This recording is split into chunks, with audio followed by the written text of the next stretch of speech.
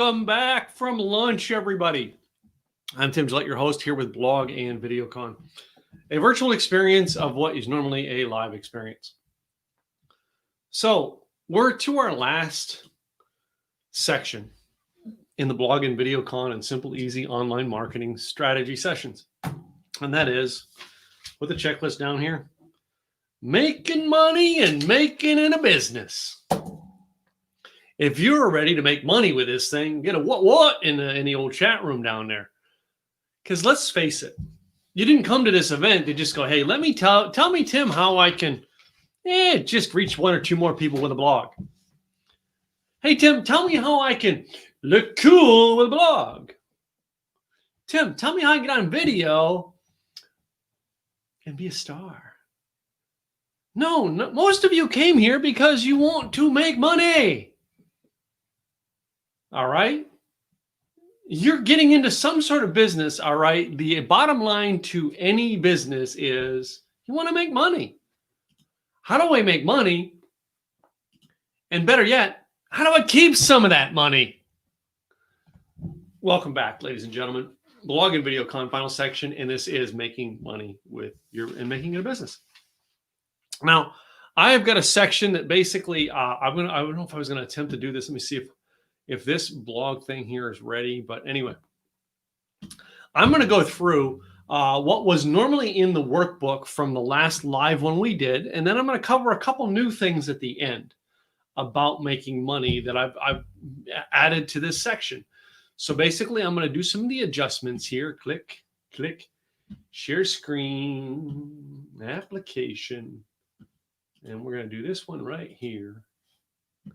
And get that over there to go.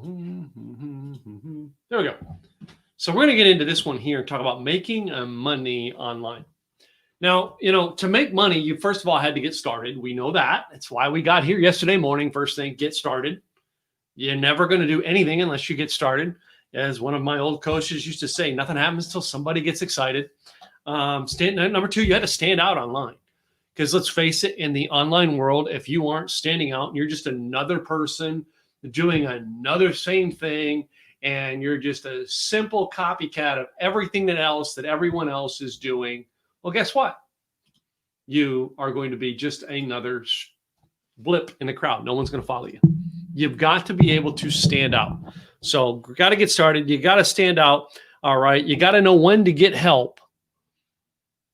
But then you start creating content. Because then once you know how to get help, you know how to give help. And then you create content. When you create content, then you build a community with that content. You got to market it. You got to share it. You got to get it out there. And you build a community. Once you build a community, now you get to monetize it. How to make money with your blog and community. First, I want you to understand something. First, I need you to understand you need to build your own system.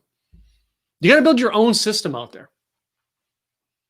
Again, there's a world full of copycats out there. There's a million. I remember having one of our clients came into the Rock Around Your Blog program many, many years ago. And she came in and said, you know what? I want to be a holistic health coach. Like, great. You're one in a million. How can we separate you from the rest? Well, I'm a holistic health coach that helps people lose weight. Great. You're now one of 2 million of the million out there. How do we separate you? Bottom line is we went through this whole system, all right, and I'm going to tell you, the name of my company is Tim Gillette Media, but my system is the Simple, Easy Marketing System. The Simple, Easy Success System. It's about simple, easy success, taking small steps to make great results, all right, without having to put in unneeded work. That's my system. When I started working on marketing a system, it became so much easier to make money with a system as opposed to being just another person talking about losing weight. Because first of all, I'm not going to talk about losing weight because let's face it, I have a gut, but not that big. All right. It's not my subject. But if you're going to use that as a strategy point, all right, that you're going to talk about losing weight, great. You're in a competitor of millions, and I do mean millions of people talking about it. You've got to have something substantial to separate you from everyone else. First, understand you got to have your own system to make money. Second, you got to create a business plan. You got to treat your blog, your vlog, your podcast like a business, not a hobby. This is not where you did not make it to this system here just so you can be, yep, I'm having a good old time. No, it's time to make it a business. It's time to stop making it a hobby. Now, just because it's a business doesn't mean you're going to make $1 billion on your first day. No, a business is designed to start making money and as quickly as possible, start making a profit. And again, a profit does not mean I make $1 million. Having a business and being income doesn't mean I make 6 figures. It means I make more money than it costs me to do it. Now it's a business.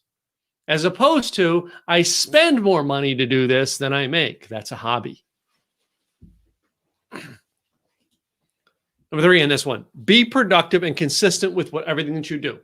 The biggest thing that I will tell you that brings success, when you've seen Terry on here, you see the people on the mastermind panel earlier, is the biggest thing that brought them success was be productive and consistent with what you do. When you are consistent with what you do, you are going to start making money. Next, build your own assembly line if you need to. Everything's a system or an assembly line. I always was trying to build an assembly line to get this thing more successful. All right. Building this assembly line made it more easy for me to do. Automation. I do a podcast. All right. You can be on the podcast going to timgillettshow.com/podcast interview. It is a system. It automates the process. It makes it go in assembly line so that I can meet any stranger on the street, say, yes, you want to be on my podcast, go here, do it. The system plugs them in. And the next time I may have to ever have a first-time conversation with them is live on camera, because the system is set up to automatically in an assembly line get them from I'm interested to this is what's going to happen on the podcast. This is what you're going to expect on the podcast. This is what you do next. That's an assembly line. You get it going to where it works and works and works for you. And you got to always remember, this is a business. The hardest part I have more people about making money is they don't treat it like a business. This is a business. This isn't personal. When it comes to your business, it's a business and it isn't personal. In other words, it's not about my feelings, not about how good I feel about what I do. It's about what is going to be the success of what you do. It's a business, not personal. Next thing, to make money, celebrate those victories, no matter how little they are, and those will carry you through the hard times. If you do not think that people did not have hard times this year, you're full of it. 2020 has been the signature of hard times. Larry Broughton, who was on here last night, one of the most successful business owner friends I have, close friends I have, went through some of the most challenging times this year. You've got to celebrate little victories to carry you through tough times, because I'm going to tell you about being in business. There's a lot of tough times ahead. That's just being a straight shooter with you guys. And it's not shooting any BS around it. You're going to have some tough times to be in business.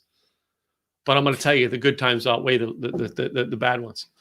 When you have the victories, boy, you celebrate them because you are going to enjoy them. Next, keep it simple. Don't overcomplicate the monetization process. Keep it simple. I have told you over and over again about what my funnel is and how I make money. A funnel is basically how can I get people from stranger all the way down to the bottom of the funnel is client. Funnel is there's tons of people up here, and as they go down the funnel, it's less and less till out the bottom comes a client. Keep it simple. Mine is the simplest, and I always tell people this is just an example for you to look at, for you to create your own. I personally go speak at other people's events. I speak at other virtual events, as we'll do the panel here today. You know what I mean? All those things that'll help you to actually go out there and be successful. I go out and speak to get people to come to my events. I do things online to get people to come to my website. I do that because I want to get them to buy a $20 investment into coming into the virtual events mastermind. I want them to attend a virtual events mastermind to consider being part of the community and maybe coming to the next Blog and Video Con. 2 times a year on the Blog and Video Con, I open up my inner circle, and I want them then to come join the inner circle. See, little by little, I'm bringing them down the funnel. I make it simple. And those people who make it into the inner circle, I'm trying to help them make them become successful so that I can get them into my high one-on-one coaching program, so that there I can actually go them to build a very big successful thing and actually make the numbers grow. Next, know your numbers. Know what it takes to get readers, know what it takes, what readers want to hear from you, and know what works and what doesn't work. I know what my readers want from me. I know what those people watching the blog, I know people who are attending here, what they want from me. They told me. You've got to know these things. Know what they want, know your numbers, and how to get them. Next, when you find things that work, do more of it. So in other words, just because you went in and go, oh man, I'm going to go out and do it this way, and then you find out, oh, it works this way. Guess what? Do more of this. Don't go here. Go here.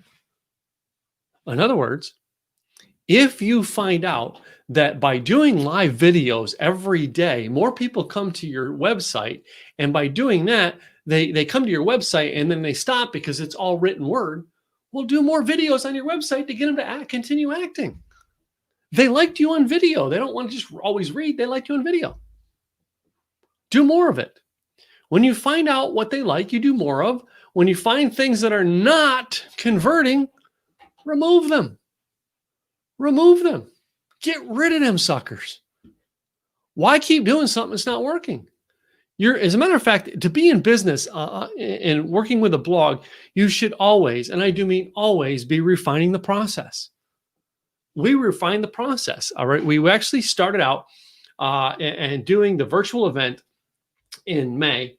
And when we started in May, we said, you know what? We're going to try this virtual event idea out and do them every month. Now, in 2018 or in 2019, we started to do a live event every month here in the Dallas area. And it was working very well with us until COVID shut the whole thing down and we couldn't find a place to meet. Now, we're currently trying to find a place to go back and meet again. We're going to keep continuing to do in the Dallas area a live meeting once a month. But for the longest time, I was doing those live meetings and they weren't working. Because of the way I was doing them, how I was doing them, where I was doing them, they weren't working. So I got rid of them.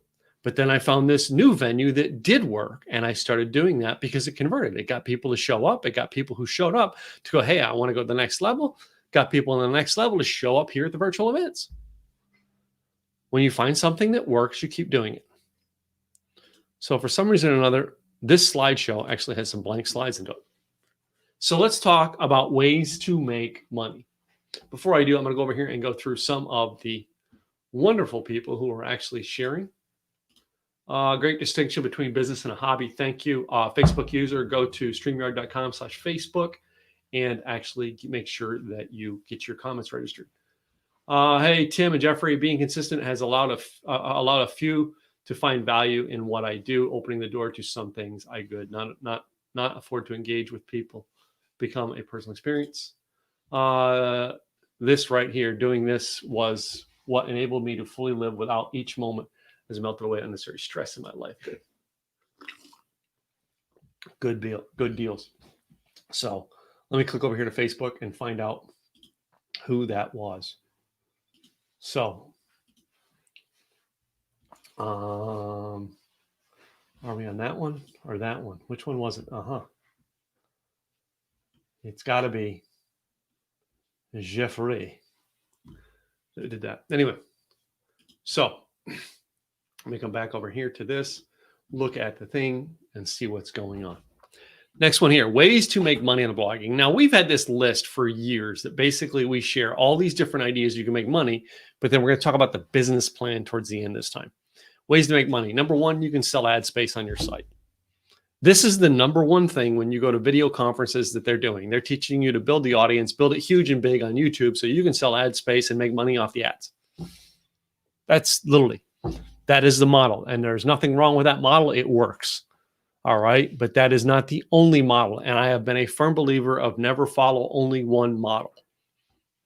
If that model works, keep doing it, but always be building a second model.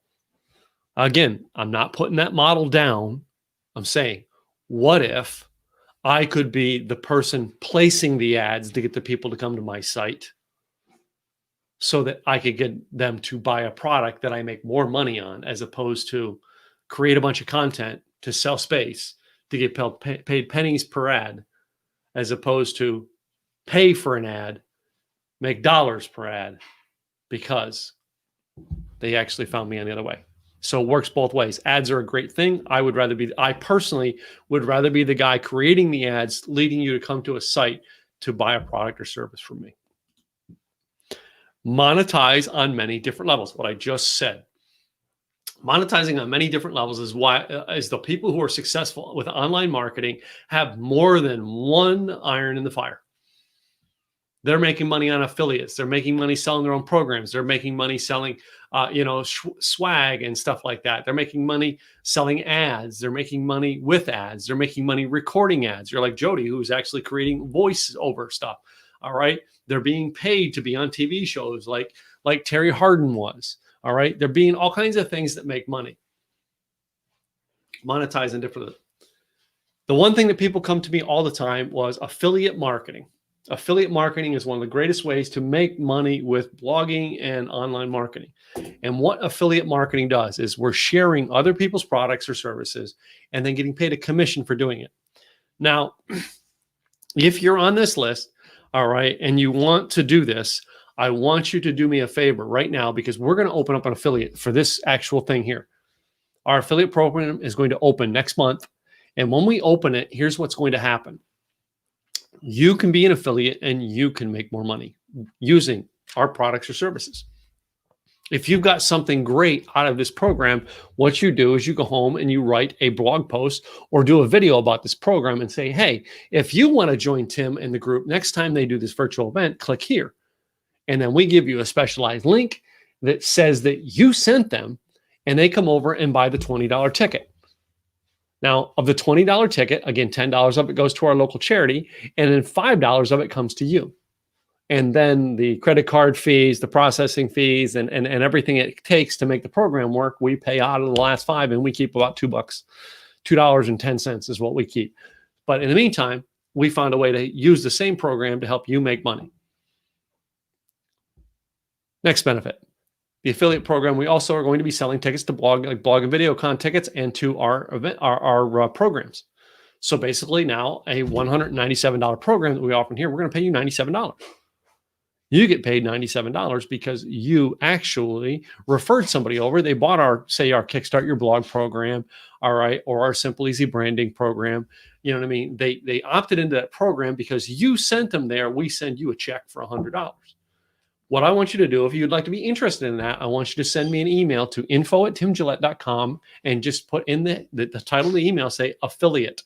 And then there, Tim, email me on the affiliate. And as soon as it opens, I will email you a place to go get signed up. That's the way we're going to handle it today. Next, you ready for this? Post a photo and put an affiliate link behind the photo. So one of the things I do is a lot of things on my website have photos. So like those people who are sponsors, for instance, sponsors at this event, all right, they sponsor the event, and in the portal where you guys get to watch the replays of this, their ads are still in there. You click on their ads, it still goes over to their site. Well, I actually do stuff too, because I've actually done this with Amazon, as I shared with you earlier, that I just post a photo, and then behind the photo is the actual affiliate link to go over to Amazon to get the product. Well, I can just put a picture up of, say, if I'm in the affiliate program for Independent Podcasters Group, and I just put the photo up, all right, and you click on it, and it's my affiliate link that takes you over there, and you buy a ticket. Now, it's not what it really is right now, but take it over there. Then Joe sends me a commission check because, someone bought a ticket to his Icon in-person event or joined his Independent Podcasters Community University. That's affiliate marketing. Put affiliate links in your text by adding hyperlinks. Basically, that same concept with the photo, only the difference is I highlight a word in it, and the word behind the word's link, when you click it on your blog or something like that, you can do it to where then when they click it, it goes to the link you send it to, which is your affiliate link, and it tells the person selling the products that it was you who sent them there. Next, build your community with the idea in mind that you will be looking for ways to help them. Then make a few bucks doing it. So the concept I'm trying to get you guys here on this one is you're building a community, and all you want to do is make your community know you're there to help them. We shared with you earlier, build a community, help the community. Well, if you know your community is looking for something, then go find it. And then when you find what it is they're looking for, come back, create an affiliate link, and share with your community. Okay, guys, you asked me to find, Christmas decorations. Click this link below. It will take you to the Christmas decorations. Voila. You had a problem. I solved the problem. I'm the middleman in the middle here and just said, here, you want the problem? Just click here to get the problem, and I send you to where it goes. Now, you're happy because I actually found you a result for the problem you were having. The seller is happy because I found him people to buy his product. It's a win-win deal. I'm just the middleman, all right, who found you, asked your problem, and went over there and did it. I don't know how many of you watched the TV show Undercover Billionaire, which we mentioned last night talking to Larry Bronton. Undercover Billionaire, Glenn Stearns said that on his show. He basically said number one pet principle he does is, number one, go find the customer. Number two, find the customer's need and sell it to them. That's it. Build your YouTube channel and monetize it with ads. Again, there are whole video conferences around this whole concept. Build your channel up and then monetize it. That's the whole concept of building. The whole conference is talking about videos, and that's the way to do it. And I have that in there twice. Sell your products or services on your blog. Why not put it right on your blog? Hey, I have a coaching program. Join the Inner Circle Mastermind program by clicking right here. It's only $3,500 or for $500 down and $297 a month. Sell it right there. Repurpose your blog posts, turn them into books, ebooks, or informational products, and sell the product. When we do anything in our mastermind in 2021, we're actually going to take all of our mastermind members are going to contribute and be part of a book. And it's like, there's no extra cost. It's all on me. I'm doing the print. You're just going to submit the information and I'm going to print it. And I'm going to put all my mastermind members in a book. And it's going to be the Inner Circle book of the year. And here it's going to be. And it's them contributing to doing it. I'm making money by creating a book. They get copies of it because they're authors in the book. Why not repurpose everything you do and put it into a book and sell it? Facebook monetization, right? Or Facebook monetization. Mine is right from Facebook. You can be selling products. Did you know that? You can be offering a product right from your Facebook page. They can click on it right from your Facebook page, your YouTube, your LinkedIn, whatever it is. Click onto it, go to the sales page, and buy the product right there. Why not run an ad on Facebook, all right, and take that ad with a video, talking about your product or service and getting them to go click and buy it. Right there, you don't even have to have the website. Now, I encourage you to do it through the website because number one, you need to have the shopping cart that actually captures the email address so you have that.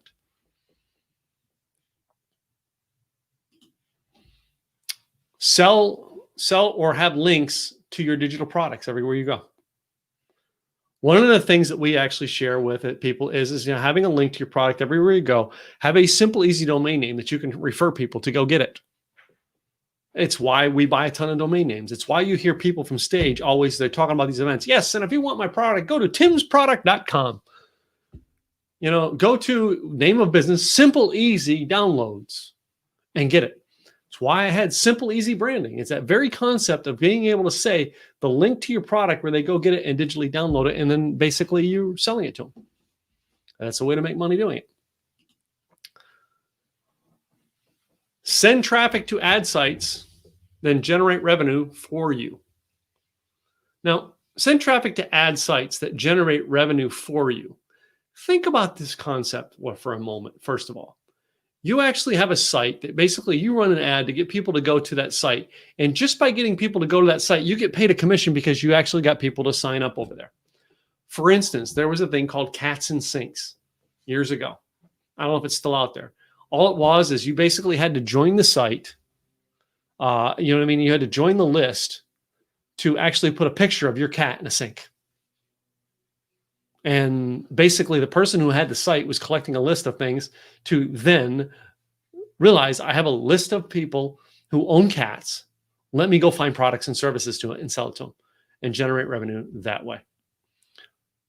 Sell ads on your site, generate revenue that way. Sell products or swag right off your Facebook page. Does your Facebook page tell them, do you have a t-shirt or sweatshirt or something that goes with your actual, that goes with your, you know what I mean, with your business? Sell them right off your Facebook page. Make sure people know that they can get it right off your Facebook page. Hey, be sure to get our newest hat. I think Larry has hats and stuff. I don't know, maybe Larry will chime in and let us know.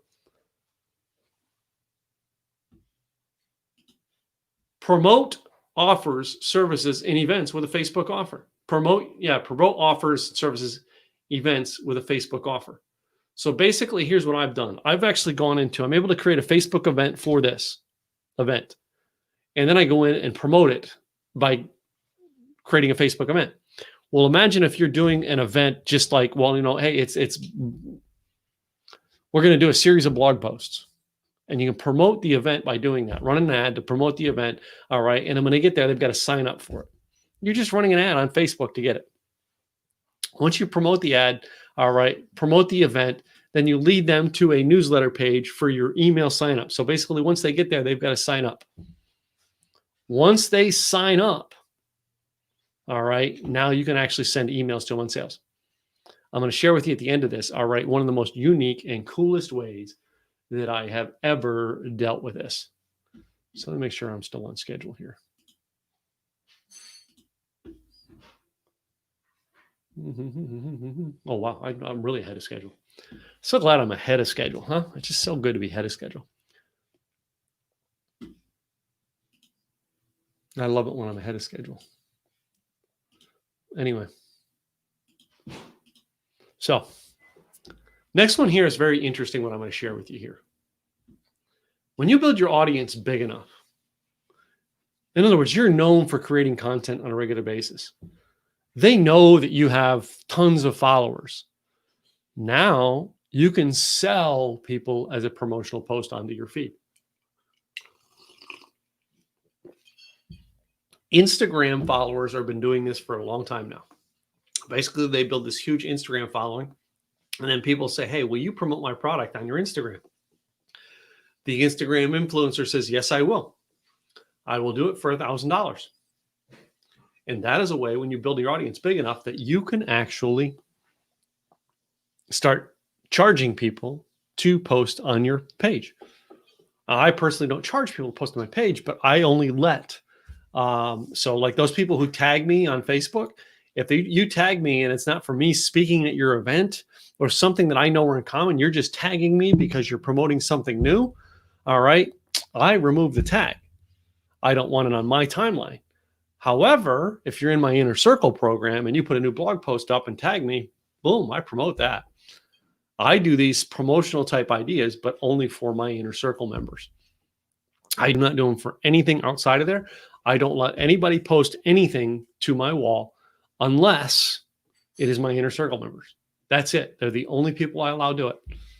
I don't let anybody post and connect to my audiences unless they're in my Inner Circle. And I get people all the time, hey, Tim, can we joint venture on? Sure, if you're in my Inner Circle. That's the way that I do it to work with promotional feeds.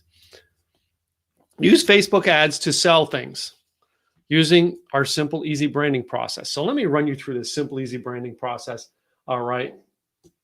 Just for you to get the idea of what we do and how we do it. The simple, easy branding process was built around you doing an informational video using your Facebook phone. And all you do is you're doing a Facebook Live, doing your phone, all right, giving them great information, no sales other than at the very end of the video or throughout the video, you basically give the website.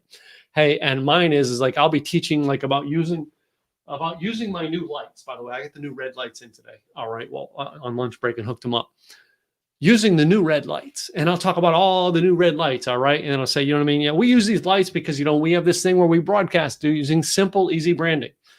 If you want to find out more about simple, easy branding, go to simpleeasybranding.com.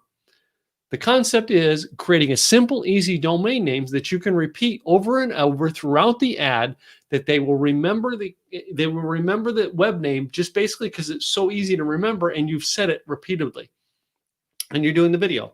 Now, the next catch is, because it was a live video, your sales pitch was already in there in a way because you didn't sell, you just set to mention the page. But now you take and you watch the people who watch that video. You actually run a Facebook boost of the video. You boost it so the audience, you're boosting it to get an audience to see how many people will watch it and what the conversion rate is. But secondly, from boosting it is you now go in and you see how many people watch the video and you run another set of ads, more in-depth training to the people who watched at least 50 or 70% of the video. Now you're running an ad with specific training, getting them again to go to the place to watch it. All right. And I think this next slide I had in there, do a Facebook Live video, boost the video, then run ads to those who watched that video. The purpose behind doing this is, you are now you're, rather than running an ad to a cold audience, you're running an ad to a warm audience who's watched your videos already. They already know who you are. So now they're actually more likely to be in tune to you because they've seen you before. That is the biggest part of the process. Now in that ad, you run that ad, a little bit more training. All right. You make sure you give a more defined call to action and you get them to go to a sales page to actually take you up on a free offer of some sort. I know, again, you're going, what? Free offer. Now here's the next catch. Reason why free offer is then you put a retargeting pixel. Facebook Pixel and Google Pixel, they are retargeting type things that code goes back in the back of your website. And it tells Facebook that these people visited your page. And now you run ads to them on Facebook ads or Google ads. You see, the concept is you started them off, they didn't even know who you were. By just sharing regular information, you got them to watch your video. When they watched 100% of your video, then you ran an ad to those people who watched the video. The people who watched the video and then click the link, you run another ad to the people who click the link. The concept is you're using Facebook ads, but you're using them in a way to run only to a warm audience. The catch, in the beginning, you didn't have any audience. You just started out with simple, easy steps to get them to watch a video, marketed to those who watched the video, and then got them to the site, marketed to those who got to the site. Now, I started using this past year Kartra. And one of the things I learned with Kartra is I actually now get people to go to my site and I offer them a free gift. I speak at Joe's event. I offer a free gift. They go to my website, they click on the free gift, they download the free gift, and it takes you to a thank you page. On the thank you page, I then offer another free training for 10 minutes, no more than 10 minutes. I basically, hey, quick, watch this 10-minute video on this additional training I'd like to give you on this concept that might make it work just a little bit better for you. And I get them to watch the 10-minute video. Now, at the end of the 10-minute video, I offer them an option to buy a product or service. In this case here, I probably would offer them this $20 Simple Easy Virtual Events membership for $20. Now I've got some people to, number one, watch 2 videos and opt in.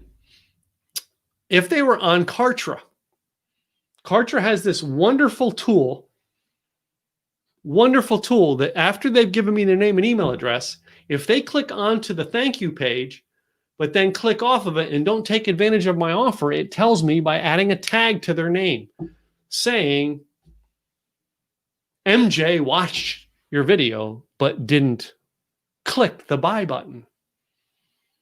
So now I can run a whole nother campaign to you knowing, hey, I'm not sure if you watched the end of the video there, MJ, but hey, if you click here, you can watch the end of the video.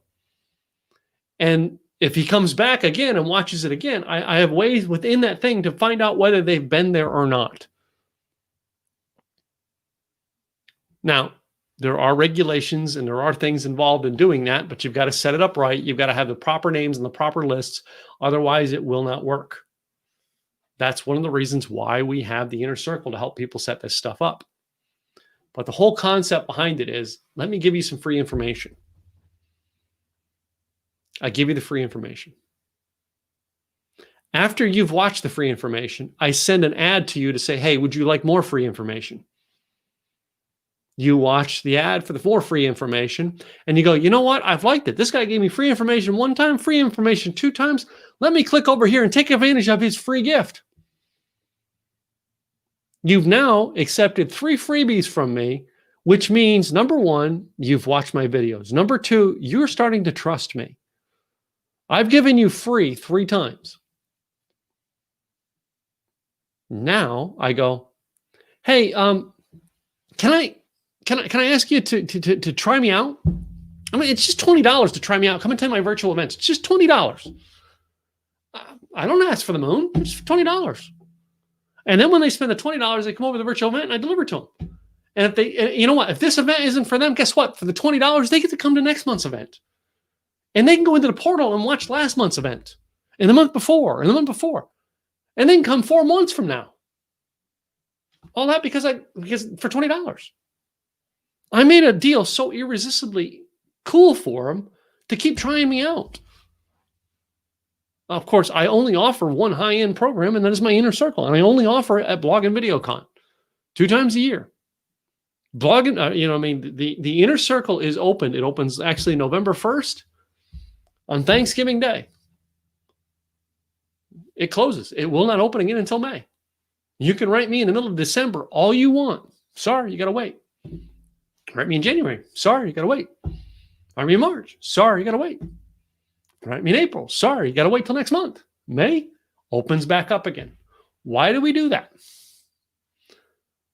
I'm here trying to help you. I'm helping people for 6 months. I'm doing virtual events for 6 months and not offering the mastermind. Think about that. I'm just building my audience 6 months to get them to come to the next event. It's the only way I do my business, guys, is I keep offering free, give them information, offer them another free, give them information, offer another information, give them. All right. By the time they've spent $20, they pretty much know, gosh, this guy's got some information I want to keep. Those of you who watched throughout the whole weekend, you know if you want to join the mastermind. You're not even thinking about it. You know what I mean? I do offer a chance for you to sit down and talk to me about it. All right. But you know what I mean? Most of you kind of know. Yeah. It's the way it is.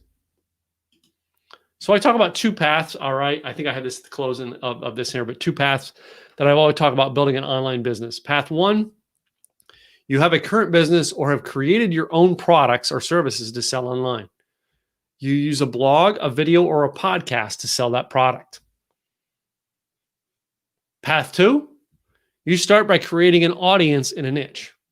That's where I would come and interview you. If you're all dentist, I would interview dentists, a ton of dentists. So I create an audience of dentists. Then I make it my job to find out a solution for product, a solution they need, a problem they need to solve. And I basically find a way to place the solution that they are looking for in the form of products or services. And I try to find a way to put it in front of them. That's the 2 paths for monetizing.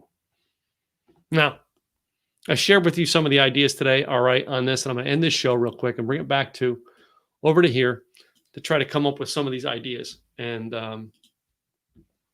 stop sharing that and see what's gone. So let's see some of the comments here. Oh man, let's see what we got here. So get some people say, hey. I'm guessing on Robert's thing that's Patricia because it just says Facebook user, which means you have to go to give StreamYard.com/Facebook. Actually, StreamYard.com/Facebook. Somebody put that in the comments. StreamYard.com/Facebook for them to actually go in and give the permission so you can get that. And I do not know. I do not know that getting a product that has offered adventure. I do not. So, tags like tags on Facebook. Yeah, like they're so tacky. Yeah, I don't like them. MJ, it really it bothers me when people do it. It infuriates me. I have this wonderful friend. I interviewed her on my podcast this past year, and she had no idea that infuriated me. And she's a wonderful charity. She's doing wonderful things in the world. Introduced to me by another friend, up in Canada. And I love her to death. All right. But she did a tag and I flipped. And she seen the flip and she wrote back to me in a private message. I'm sorry. I did not know that offended you. And I'm like, I didn't. And when I flip, I don't call them out by name. I just go off and do this whole rant on why you don't tag people. All right. The bigger your audience becomes, the more you're going to be protective of what your audience sees from you.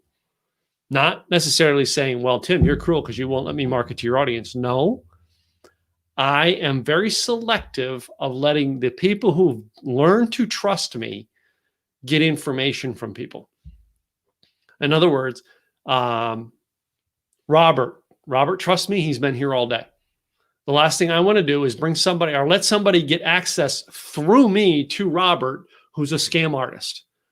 And then Robert gets scammed, and all Robert thinks is, Tim led this guy to me. Tim's a scam artist. Doesn't even think that guy's a scam artist, but because he was led to him through me, he thinks, oh, Tim's a scam artist.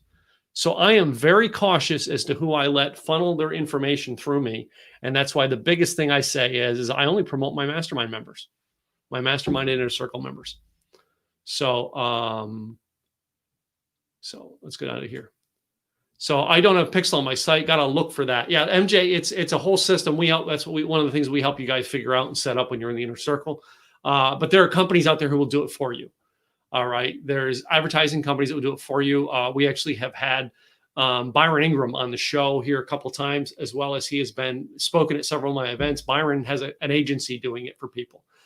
Frank Kern is one of the most recognized names doing it. And Frank Kern, he only has a select few clients he takes every year, and he doesn't take like fully a lot of them. So let's see who else is in this on this. Your free gift is a download. So I give free gifts as a download. Some of them I give it to a website for them to actually see. In cases where I'm speaking somewhere or speaking at a virtual event, I will usually add, like Larry did this morning. He offered his slides if you went over to his website. Well, if you give your name and email address, you get the slides. So that's a free giveaway. That is a way to do it. So that triggered a song. That's just the way it is.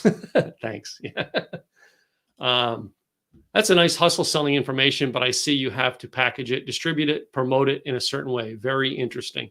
Yes. Do it in a certain way. So, yes, that's the thing there. So guys, do me a favor. Just go to that. If you're not verified, because I see some people not getting it in there. Verify that you've gone there, and there's I don't know how it did it. I did it a year ago, so I don't remember how it works. So, but thank you guys for putting that in the comments, getting people to actually do it, so I know who you are, because I'm not looking at the Facebook page. I'm looking at my StreamYard page. By that I mean I do not have a product yet that has been in that. This has been an adventure. Good, man. I mean, when I started, Robert, I didn't have a product or service either. Again, I started in blogging because I didn't know where to start. I knew, like Zig said, be a coach. He said, be a speaker. It was like foreign to me. I started searching on the internet of how to do this stuff in 2007 and 2008. I didn't start acting on it and do a blog until 2010. All right. Because I literally spent time studying it, figuring it out, learning it. 2010, 2011, I struggled and struggled and struggled. In 2012, I joined a mastermind that changed my world, because basically now I was in a group of people who, some of them had struggled, some of them were struggling, and some of them, all right, you know what I mean, we're way past it and there to help us. So that's why I recommend the masterminds as always. This I can dig in deep. I love it when you say stuff like that, Robert. So anyway, what did I have down for this? All right. So basically, any other questions you guys have on that? All right. The biggest things I want you guys to understand is I've learned through this through the virtual events. Most people are going, so wait a minute. You know, all of our speakers here are only allowed to offer something for free. They're not allowed to sell. But I always teach my inner circle members, all right, when you do that, you offer a free gift at a virtual event. Now you've gone from that free gift on the thank you page, and don't just take them to the thank you page and just pitch something at them. Take them to the thank you page and offer them bonus material. In other words, something that's more intense and more ways they can learn from you on that very same subject. So it's a very intense thing. For instance, I'm known to speak a lot on repurpose your content. Is one of the speeches that I'm asked to speak most about, is repurpose your content. So I do this whole advanced thing, a whole 10-minute advanced training on repurpose your content, so that if I'm not allowed to sell there, all right, I'm only allowed to give away a free gift. I have it on the thank you page of my free gift. And the thank you page of my free gift, I give that 10-minute extra training on repurposing your content. And then I make them an offer for something like $10 or $20. In this case, I'm now using the Simple Easy virtual membership. Back then I was selling like an information kit of $7, and I just emailed them a PDF. Some of the things that I've used as a download over the years, you guys, has been, one of them was, and actually I have it in the back of the book, and I will, you guys, I mean, you know, a checklists I have a create your own blog business plan worksheet, 99 blog post ideas. These are things that I've given away over the years as just my free gift. And it just gives you titles. I have a 30-day blogging challenge, a 21-day live streaming challenge, and a 52-week online marketing plan. And I put that all together, and I used to call it my blogger's informational pack or something like that. And I would basically exchange it for name and email address. And I used to put them in, like if I went to an event and I had a vendor table, all I would do was take and stuff a bunch of those folders with that all printed out. All right. Or I would put them all on a thumb drive, and basically you give me your name and email address with a business card. I give you one, and it had all that information into it. Or in this case, I can send it to you in a downloadable version. It's just a PDF that I send. And it's just stuff over the years that I create, and I just add to the pile, create and add to the pile, create and add. And basically, as you build down this path, all right, Robert, you guys, you build down the path, you keep adding stuff. Oh, excuse me. You keep adding stuff to that portfolio that makes it work. And the neat thing is after a while, you've built it up to where now you have all of this cool stuff that you can, now actually just make it into a bundle and then make it an offer. My coach and mentor actually, for years, he offered like this package of stuff, and I still have the hard pack, but now he sells it on a thumb drive. It's just, this is his thumb drive, and I've actually got a copy of his thumb drive. And now he's got to where the thumb drive is into the thumb drive is now into a zip file on his Kartra page. And I'm like, you know what I mean? I remember, I still have, I don't have them here. They're all over there now. They're all on the other side of the room. But I mean, when I got the stuff from him, I had this big bag of stuff I had to carry home and fit in my suitcase when I met him. Now it went to this. All right. And then it went down to now it's a download. As a matter of fact, when he had it in this, he told the story at my event last year, and he talked about he was doing it. And my friend Tony, who's going to be on here in a little bit, my friend Tony and I were working in the back of the room where we were giving these away, and he basically come back and had no idea that he was out. And he reaches over to me and goes, "Hey, Tim, can I get another one of those packs?" And I'm like, "Dude, we're out." And he was in shock. He went, "What?" And he'd never realized he planned way too little for it. But he was always one of those people who taught me to be prepared. And it was the one time he wasn't prepared, and I loved it. But anyways, it made a true story because I was the guy who told him he was out. But that's it. He started out as this whole big thing, and now it's down to a small compact. Well, that's it. I create this information, just put it all in a pack. Sooner or later, your pack becomes a whole thing around your niche. And, little by little, you're creating more information because, oh man, I should do it this way. I shared you guys today, assets plus system plus discipline. I've learned the system and discipline part of it from a guy I met years ago. And then I learned with coaching and doing online marketing, assets, discipline, only works with a system. And I started putting that into my program. Well, then now I have this whole thing where I coach and I share with all of my people in my inner circle and talk about the very idea of what mode you're in.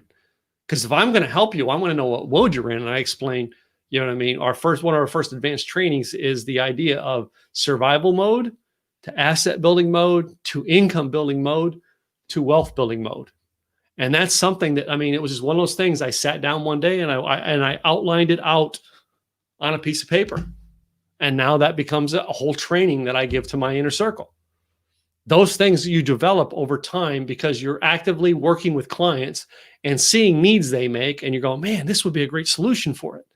Another great friend of mine who's actually been a speaker at many of our virtual events, Katrina Garcia, her and I sat down and had an event one time, and we were looking at all the people at this event going, man, we could just create this simple product that helped all these guys get started. And like we started, and this, her and I and this other girl, Janet, were starting to put together a package. And, through COVID, the whole world fell apart. We never got done with it because every one of us are just trying to keep our own self above water. But we're going to put this whole thing together where it's a package deal for people to where then if they want our help, we can carry on, take them to the next level.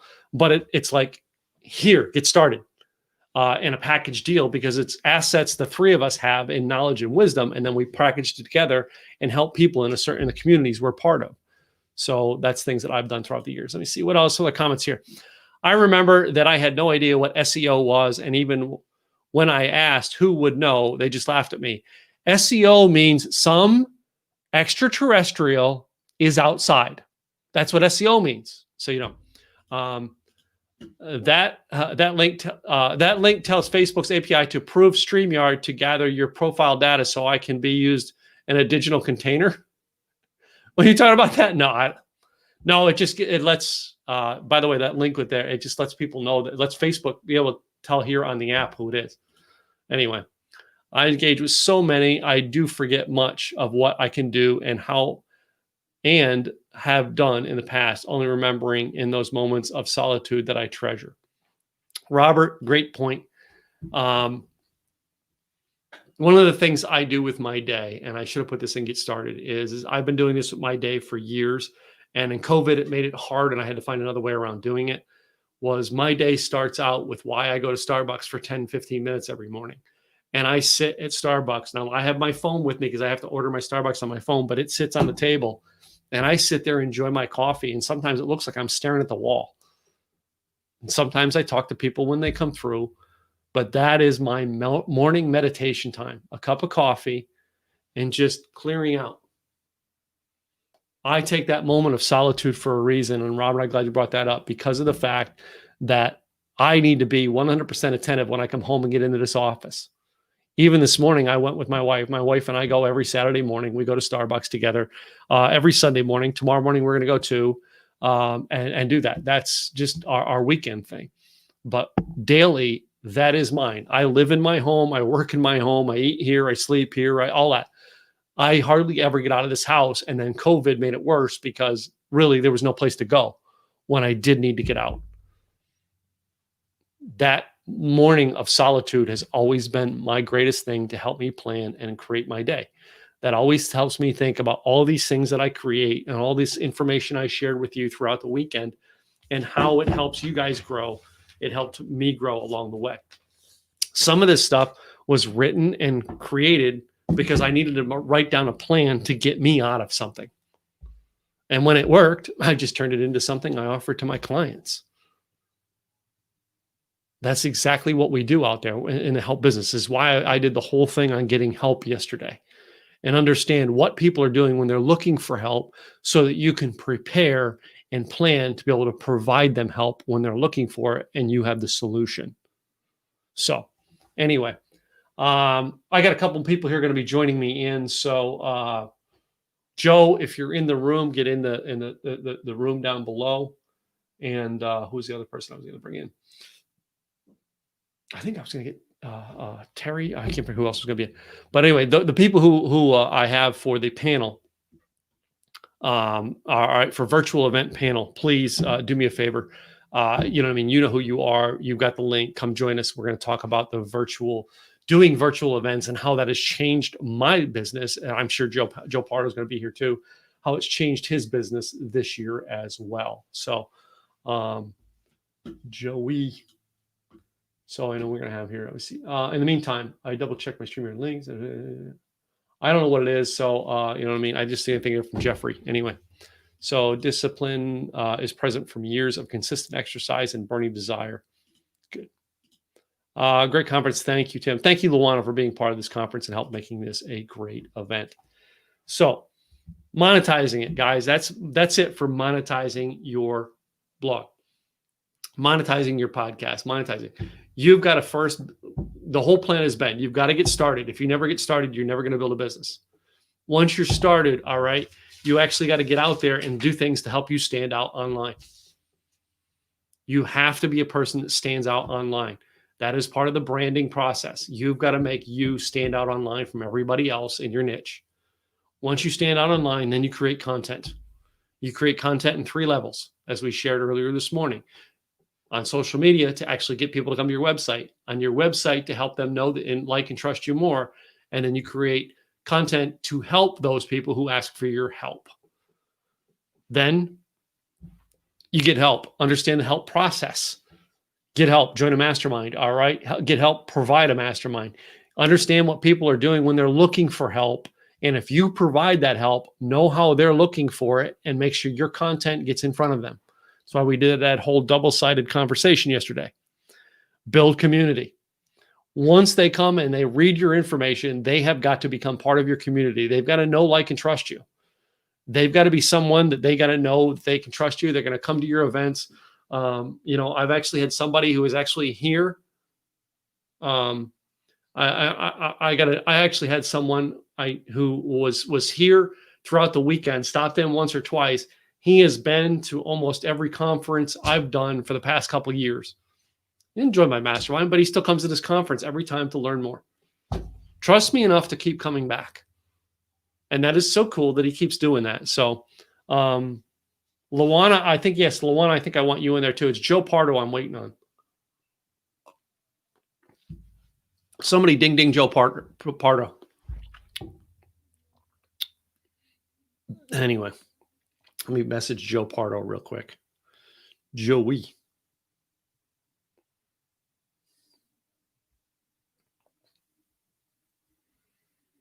Mm-hmm.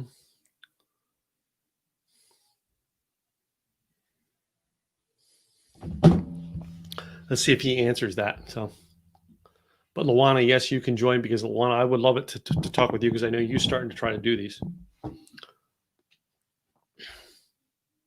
Cool. So in the meantime, ladies and gentlemen, we're going to talk now about, running virtual events. It's all part of the idea now. Virtual events have become a thing this year. First of all, virtual stuff. How many of you have been to virtual meetings and are Zoom sick right about now? I mean, I love that thing I did, the meme I did earlier with the communities, how we all want to be in a community. And I showed the Brady Bunch. Of course, we had Paul Lind on, from Hollywood Squares on our last panel. Hopefully it's not that bad on this panel. But we're getting into communities, all right, building communities and then getting on and doing virtual events have become very, very, very unique for us in the fact that we've all had to have meetings online. Okay. He can't? Oh, okay. He just got a phone call. All right. I'm watching this. I love it because I can see them. They can see me. They can't see each other though. So anyway, when you guys are ready in the chat room there, I'm going to bring all of you in. So just, give me a thumbs up when you're ready. And I know that you're ready. And I will bring you guys in one by one. So anyway, cool. So guys, I want to tell you guys, I put together a virtual panel to talk about virtual events. First of all right, with my mastermind member, Lawana Parker, who has actually, been part of our virtual events, as well as she's trying to do things virtually right now herself. So it's been a learning curve for her. And then this year, I've partnered in quite a bit with Joe Pardo in the Icon community. All right, the independent podcasters, a group of people they've been doing virtual events as well. Joe and I actually partnered and did a mastermind for virtual events, which we had a few students in, and we might make it available. Maybe we'll make the recordings available. I don't know. And then an event planner, as well as she has taken over some virtual events herself, my good friend Tony Caruso from Caruso Signature Events. Hi, guys. How are we all doing? Great. Great. How are you? I'm tired. I'm ready to sit down and put another speaker in. So, Tony, tell everybody about what you do and how you help people with events and what COVID's done for that for you.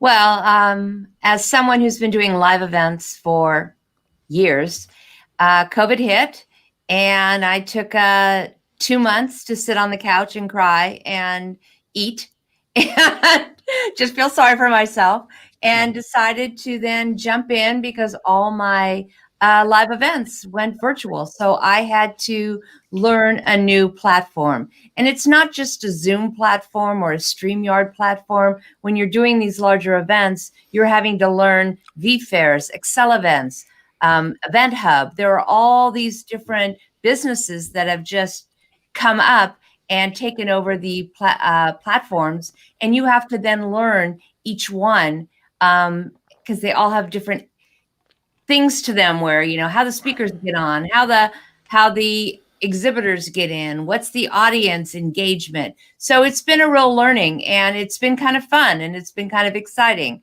I cannot wait to be back in a room with everyone. But until that time, if this is the only way we can connect, let's just do it and do it really well. Yeah.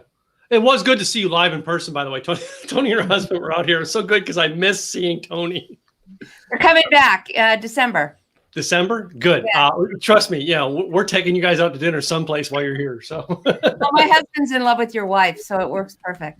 Yeah. Oh, yeah. So and I've been telling. This is what's really funny is I've been telling my wife for years. Yeah, Tony's like my new best friend in the world because a lot of the events I work and go to, Tony's the event planner. So, and it's become a unique relationship. So yeah, she's been like my best friend, and I think like my birthday was last year. That we were at an event together on my birthday, and she did something super special for me. And I'm like, that was the coolest that I got to spend my birthday with my work people. I hardly ever do because we're at events. My work people are at events. So, right. Yep.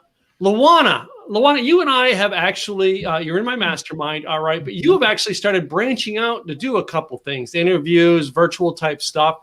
Tell the audience what you're doing and how you're trying to do this in COVID. Oh. By accident.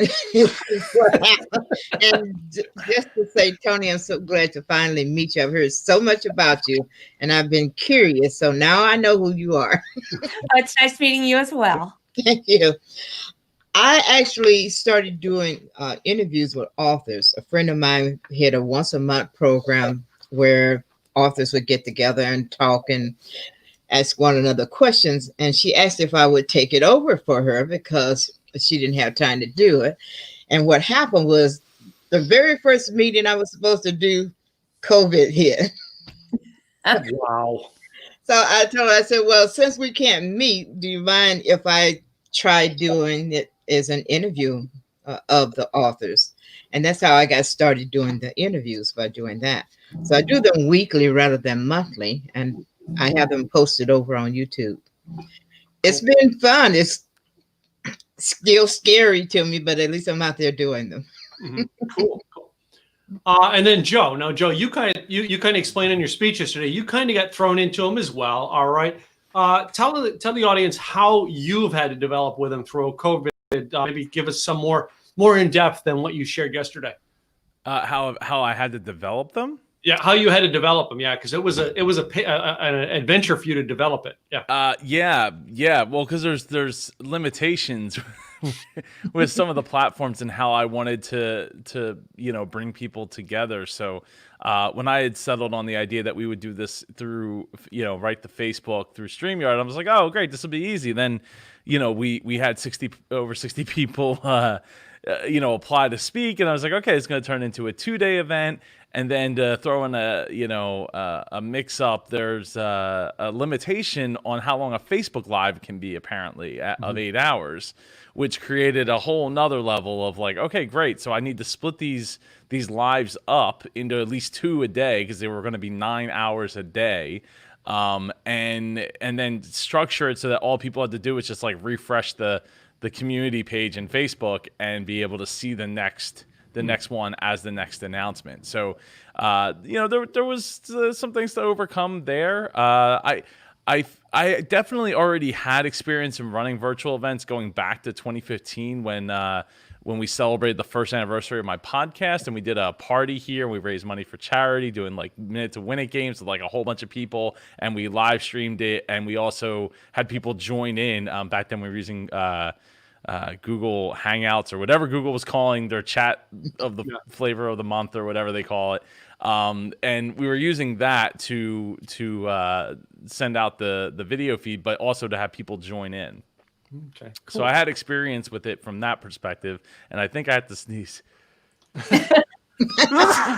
Bless you. God bless you. Thank you. I thought I was going to be able to get through without it. I thought it was going to subside there, but It's always good when that happens on camera. So anyway, I had experience doing that, and I knew I could pull it off. I mean, the virtual events I had done prior weren't as long, but they were still like 3-4 hours each in the past. So I knew that all I had to do was get the people together, get the schedule together, and then after the first one, I basically went back and like created the process so I could replicate it, and then we went on to do 10 events and actually 12 events in the end of March till the last one was in the middle of October. So so it was a lot of like one every 2 weeks we did it to make it bring people together and then being able to keep the topics flowing, because I was relying on a lot of different speakers to come in, and we had some great speakers like Tim and several others come through that were speaking week after week. It was like, okay, so I just needed to come up with some central themes for each of the conferences, and it enabled us to really have a different set of speakers at every single one, even though there was a handful of people that took advantage of the opportunity to speak every 2 weeks. It brought so many new faces into the community and all that, and really opened things up for when we finally do get back to real events. Ours is scheduled in September of 2021. Fingers crossed, but it'll go virtual. I will say that our in-person event that was scheduled for September of this year, instead of doing another Facebook Live into the community, I held it as a Zoom, so everybody could get on the Zoom call and have their cameras on and interact and go into breakout rooms together. And we did it with an 80s theme, so people wore their 80s attire and had a lot of fun with it. So I wanted to be able to bring something different to the table than like, great, we're doing another one, but this one's paid. The other ones were free into the community, but this one's going to be paid. So I was like, all right, and our turnout, I mean, it was about half of what we would normally get.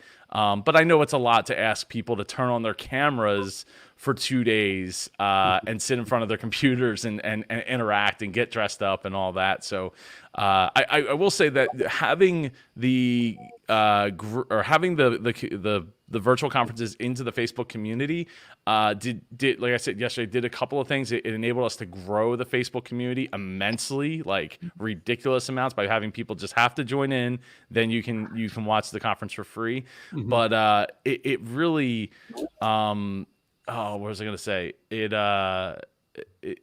I forget I was going with the second. Do you ever have that? You have two thoughts, and like you say the first one, and then you're like, I went too deep into that one. And Yeah, wait till you get to be my age, Joe. They happen a No, lot wait more till often. you be oh mine. no! I don't want to feel like that. We gotta come up with just get science. I think there's medicine. skills for that. I think there's something you can take for that. Well, anyway, the point being is that it enabled us to grow the community rapidly, and bring people together at a time that was really, really difficult. Oh, it was that people didn't like some of the people that were like really kind of skeptical on the whole like virtual summit thing. It's like, oh, I've been in a virtual summit before. It's all mostly, if not all, pre-recorded material, and it's not that engaging and stuff. And the X factor was that they would take their phone and they were like going around their house with their phone, or going out breaking leaves or doing whatever with their phone while they're listening and chatting, and having the chat come up on the screen so it's documented in the video. To me, that was a whole nother level, because when you're sitting in a room with other people, you don't get that experience. Yeah. So much so to the point where I would be interested in experimenting with like a chat app that people could chat during the talks and then have that come up on the screen. You're shaking your head no. I come from a background of being an etiquette trainer.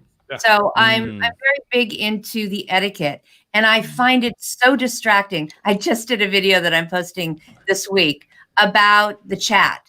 Like, it's great when a speaker's like saying, "Can I have an amen?" and everyone's putting amen in the chat. And how many people have done that? Put your hands up, and reacting and getting you to get into the chat.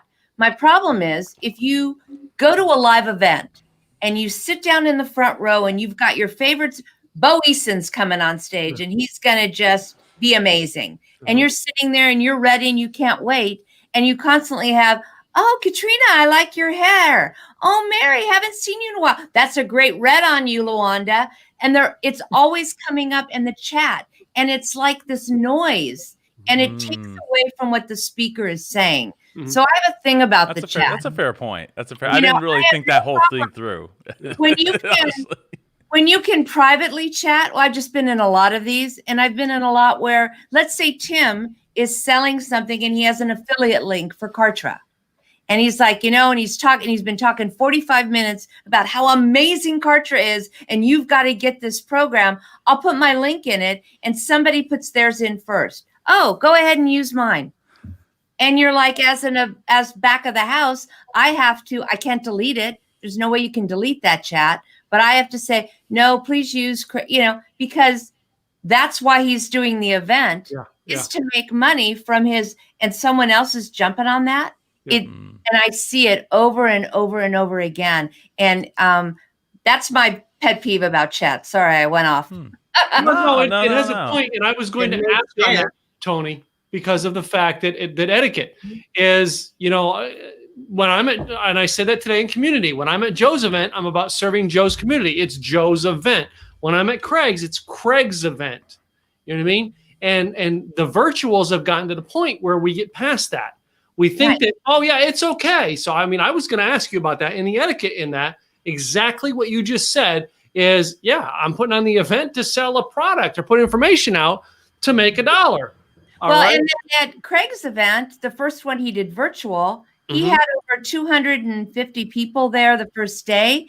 And this one person came on and said, "Can you say hi and put your email in the chat?" Well, then what she's going to do at the very end is save the chat, take 200 emails, and walk away. And I had to go, "Oh, no, please don't put your emails in the chat," because people don't understand it was new. And they're like, "Oh, hi, I'm Tony. Here's my email." And then I'm going to get on somebody's mailing list, 200 mailing lists at that, So, and it just comes down to, it's been it's been a learning thing, but exactly what you said, Tony, is we've got to have etiquette in these. All right. It is about, when I'm at Joe's, it's about Joe's community. All right. Right. And I'm glad it came up. All right. But I really did want to address that. Luana, you've attended Joe's, mine, Craig's. All right. As an attendee, when you see exactly what Tony's talking about, you've attended a ton of them. What do you think of that? What is the first thing that comes to your mind, Luana? It is distracting. And as you say, you get a ton of, everybody's trying to post in there where you can go and get something from them. And I agree, that takes away from the person who the event belongs to. now all of a sudden you've gone through all the trouble of putting it together, but everybody on the sideline is directing traffic to their thing.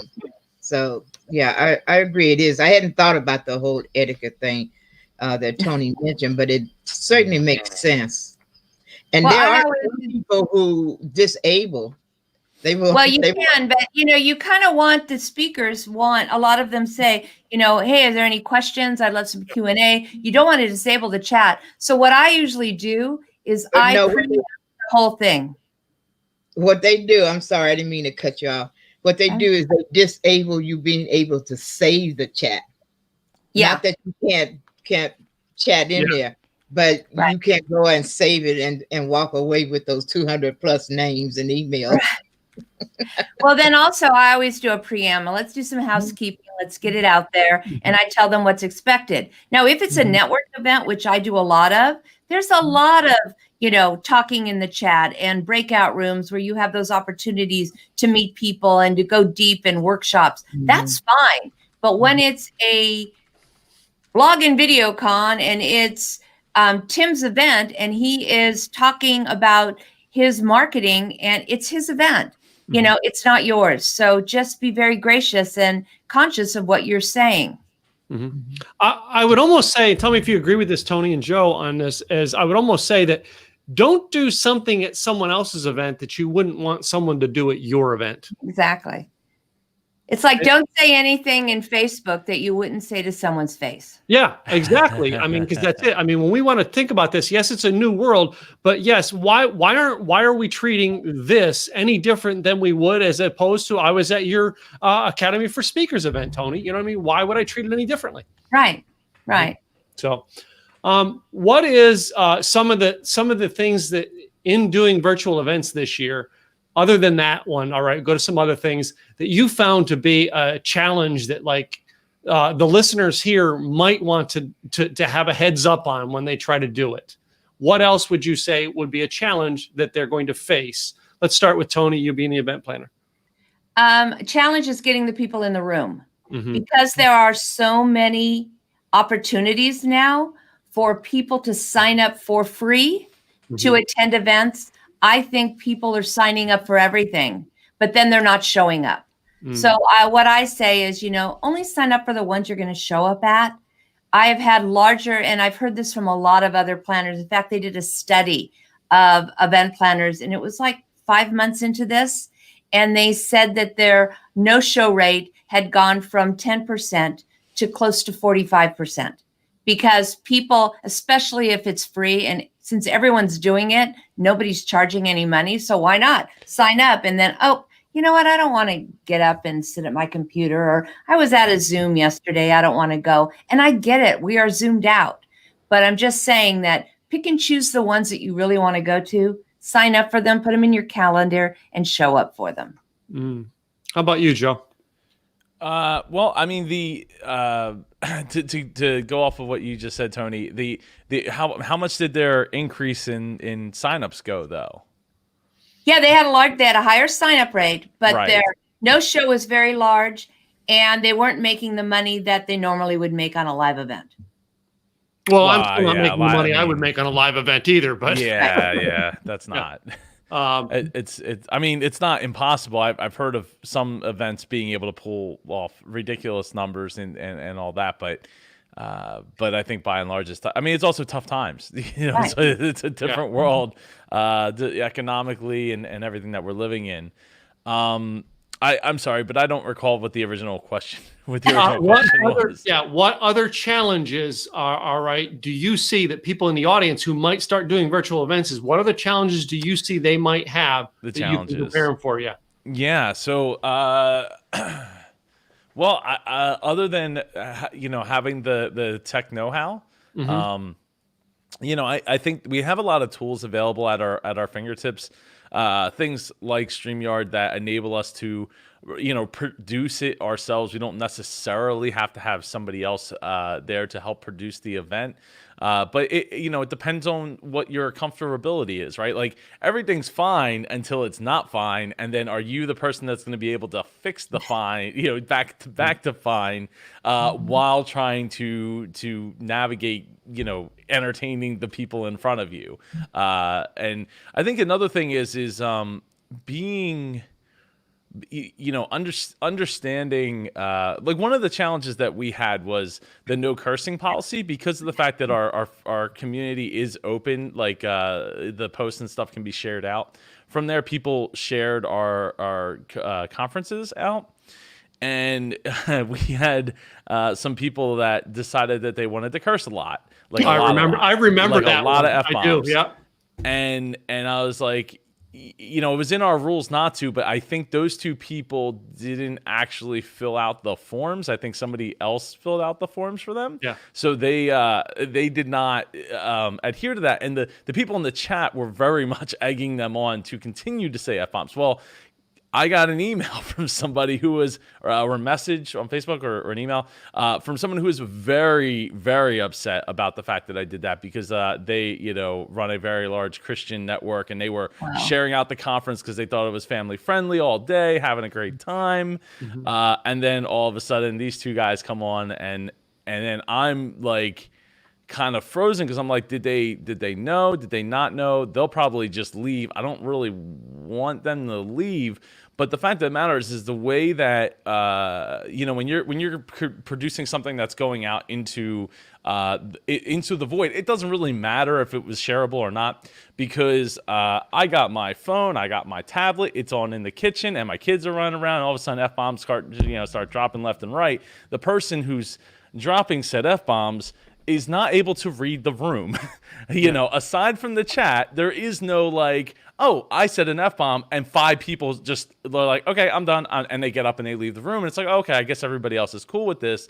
It's not the end of the world, but you don't know, because you're screaming into the ethos there. So being cognizant of that, I think, and I came on the next day and I apologized for my lack of leadership in taking them off, or asking them not to first, and then taking them off if they continue to just push the envelope there unnecessary. Like, it wasn't even it was just it was uncalled for, because it was uncalled for. Yeah. They weren't expressing themselves. They were just saying it to say it. And I should have did something. So I still feel bad about that, not doing more for that. But I think that's just one of those pitfalls. It's like you don't know until you know, right? And make sure you know what the rules are too, right? And maybe remind people what the rules are prior, throughout the event. And if they don't follow them, then at least you set the precedent of, this is what the rule is. And I've said that, I've stated it throughout. It was in the contract, and your agreement to speak and all that. So it's just one of those things to remember, keep in mind. I was at a very large women's event, and one of the sponsors walked into one of the breakout rooms, and the speaker on the stage, every other word was an F-bomb. And she went to the head of the group and said, that's not what we're paying our money for. And they immediately sent someone on stage and took her off stage and canceled the breakout room, because they didn't want to lose the sponsor. Yeah. But it was just like, and it was always said that no cussing on stage, and this person, lost out on a great opportunity.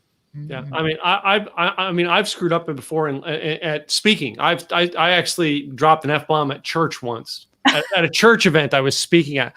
I was new, all right. I was figuring this out, and it was something that slipped going through it. And I did this afterwards. I was like, I'm in a church, you idiot, But we make mistakes, all right. And I'm glad you brought that up, because it's stuff we do want people to avoid. How about you, Luana? Any advice you would give to those people who are challenges that you've faced or would face that they might face? I would say, if, for example, you accidentally drop an F-bomb, just apologize. I am so sorry. I did not mean for that to slip out. I'm kind of old-fashioned, and I don't like those F-bombs. I'm uncomfortable when people start doing them. Yeah, I'm a lot older than the rest of you, so that's to be expected. Yeah, but yeah, no, just remember, be courteous, because you don't know who's in the room. I like to say to people, hey, I'm at an age where I can say what I want. I don't have to be courteous, because I'm not out there in the market, but that's not true. Anytime you're around a group of people, you need to be respectful and mindful of the fact that there are people who have different opinions, different beliefs. I never try to tell people how to think. I might say, okay, I was in a similar situation. This is how I handled it. But I only had one person who tried to tell me one time, because they asked me to pray, and I said in Jesus' name, and the person like they had a fit. They said, you're supposed to do a generic prayer. I said, I don't serve a generic God, so why should I do a generic prayer? Aside from that, I've never had any problem with people. I like people. I treat them with respect, and so far they've done the same with me. Cool.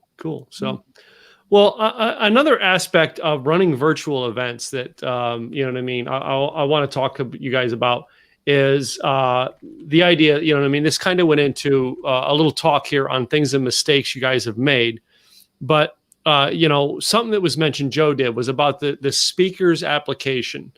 Now I've got a whole speaker application process. What is your advice to people running events to actually filter their speakers when they bring them to the stage? Mm-hmm. Luana, let me start with you. Definitely filter them. Know what they're going to be speaking on and make sure they understand all the rules. And if they mess up, take them off. Mm-hmm. The thing about the Zoom, you can immediately just cut them off. But yeah, in fact, I would love to have one of those speaker sheets. I have it on an application form. I learned to build my form from Joe Pardo. Yeah, I have a friend who did a speakers conference, speaker summit, and she had all these speakers from all these different places that were there, and she had to do that. She had a form for them to fill out, explaining everything that was expected of them and what they could expect from her. And they were told that if they didn't follow the rules, they could not speak. And if they got on stage and did something they weren't supposed to, they would be cut off. Cool. Joe, what are you doing, and what should people do to filter their speakers?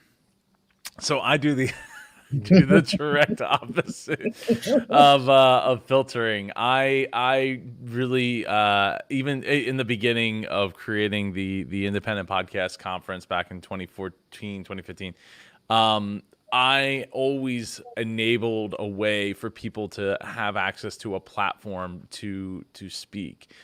It would not be the full featured speakers lineup. The way I filtered people was you'd have the spotlight speakers, and then they get about 8 minutes on stage. The way we run our events, it's one big room, with everybody in it. So you're getting one room, but everybody's there for your talk, right? So you only get 8 minutes. And some people complained and was like, I'm not going to speak. I can't come there to just speak for 8 minutes. I'm like, well, that's what it is, right? So the spotlight speakers would be qualified to become featured speakers the following year. Mm-hmm. So the goal there is to get them to come to learn about it.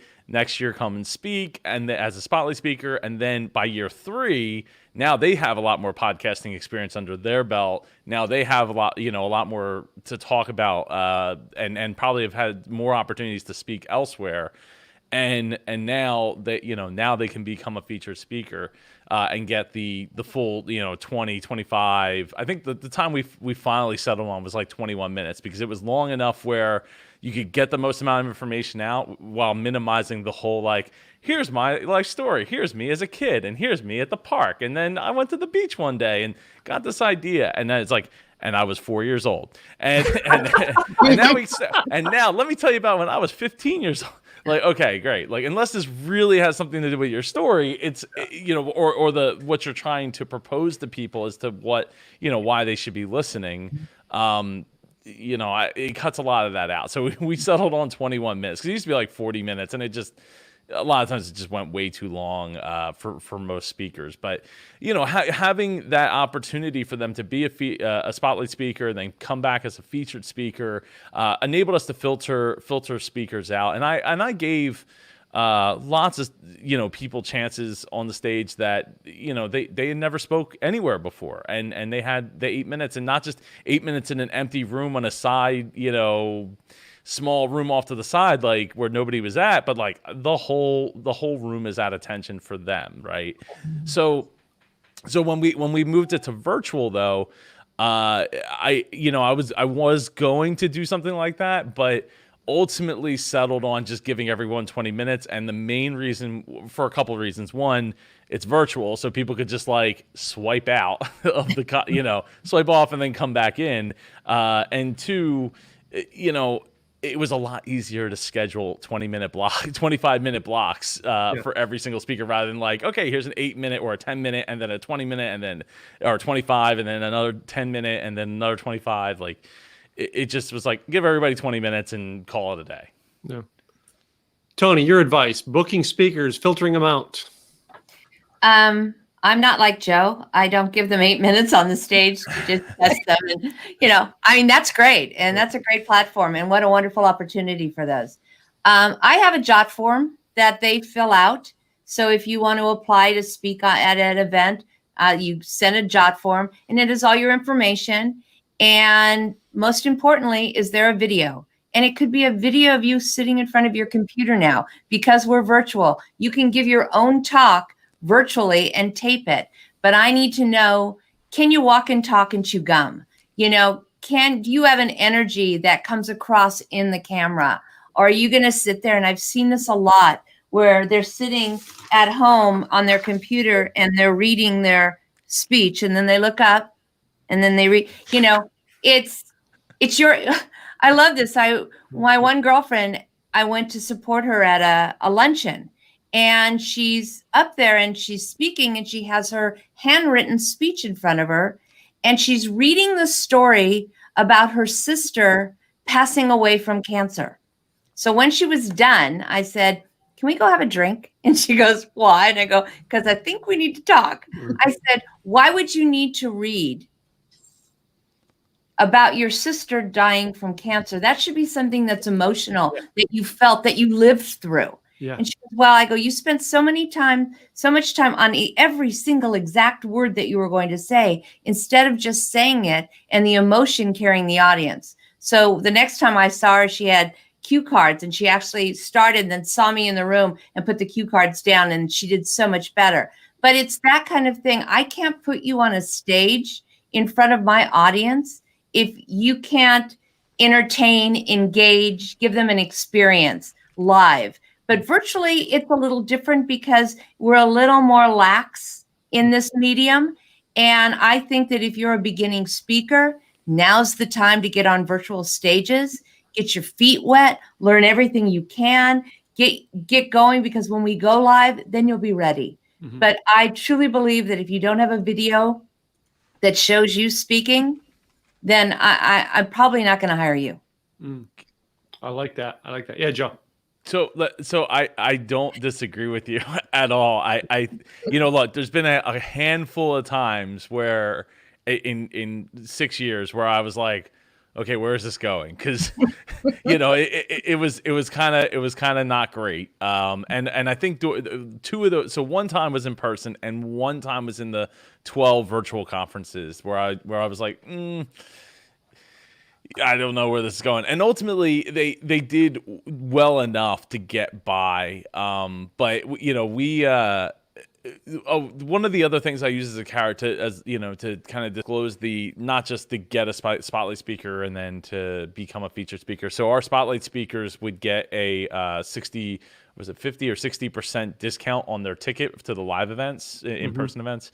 And then the featured speakers get free tickets to the, to the actual, to the event when they become a featured speaker. So, so we kind of use that as kind of a, as a thank you, because we don't make like, this isn't like $100,000, $200,000 event or anything to that effect. So, so it's a different kind of audience and a different kind of crowd. So I just wanted to put it out there for people who are trying to think of like what kind of event they want to create. Because I'm not saying mine's perfect by any stretch of imagination in the development of it or the pricing structure or anything like that. But But it's just the crowd that I've wanted to attract with it and have done a job with it. So Cool. So guys, as we're wrapping this up, all right, I know all three of you got events. If you have an event, why don't you tell the audience what your event is and how they can get connected with you, all right, and find out more about you. Let's start with Tony Crusoe. Right now, I'm working on the New Living Expo. It is going to be December 5th and 6th. It's virtual. They've been live for the last 15 years. So it's from Northern California, but it's called the New Living Expo. And then I have an event coming up in January with a really great speaker, but I can't announce it yet. So if you want to come to CarusoSignatureEvents.com, join my VIP group. They always get first information on everything that I'm doing. Cool. Lawana Parker. Well, I don't have an event coming up, but you can certainly go over to lawanasblog.com and leave some comments or take a look at some of my videos at Lawana Parker's channel. Cool. On YouTube. All right. And our sponsor in the room, Joe Pardo. ding, ding, ding, ding. Yeah. So if you want to learn more about podcasting, live streaming, go over to indiepodcasters.com. We have our community there. Our next virtual event will be in January for that. Our next in-person, well, hopefully in person. I want to do air quotes, but it's more like an air quote with a crossed finger thing going on. In-person event will be in September 9th to the 11th, 2021. And then I'll be doing more super entrepreneur conferences virtually. You can learn more about those over at superjoepardo.com. And it's where you can get all about me, the YouTube channel, the podcast, and all that stuff. Can I just say one last thing, Tim? Go ahead. If you are thinking of doing a live event, book it now, because all the events from 2020 are now booked into 2021, and especially fall of 2021. If that's when you're thinking, you're not going to find a venue or a location that you can book. And right now is the time to do it. Book it, because if COVID has restrictions, it's not going to cost you anything. Make sure that's in your contract. They'll postpone it out. But I'm just saying that dates in 2021, they're pretty much almost gone. So just kind of plan ahead. Yeah, I was great. Yeah, as I was planning this event out, I found out on Thursday that there is another video event going on this same weekend, and I'm like, how did I not know about it? Then I'm like, wait a minute, I planned this a year ago. All right, I've already got my November dates booked with my hotel already next year, and that's exactly why Tony's saying that. I'm always a year. You always got to be ahead and thinking ahead. So. All right, guys. Well, Tony, Lawana, and Joe, thank you for coming in, sharing your information with us today. I appreciate you guys jumping in on this panel. Thank you very much for having me. Thank you, Tim. All right. Bye, guys. Bye. Bye. Wow. That is, it's just the next level to take it is the virtual events. All right. Guys, this has been one of the coolest events I've done over the years. All right. And it's been so great being here with you guys today, running on this whole event and doing it. Now we get to wrap it up. We get to wrap it up with someone who I'm honored to have on my stage and someone who is of great wisdom when it comes to podcasting and sharing his information. I've seen him speak at other conferences. All right. So thankful. I know he was in the middle of a move that he was able to make this happen this weekend. I'm sure he'll share his moving stories with us. All right. But yeah, he did. He was in the middle of a move. But I want to thank him so much for coming on here. Dave Jackson. All right. Hall of Fame podcaster, the School of Podcasting. How are you, buddy?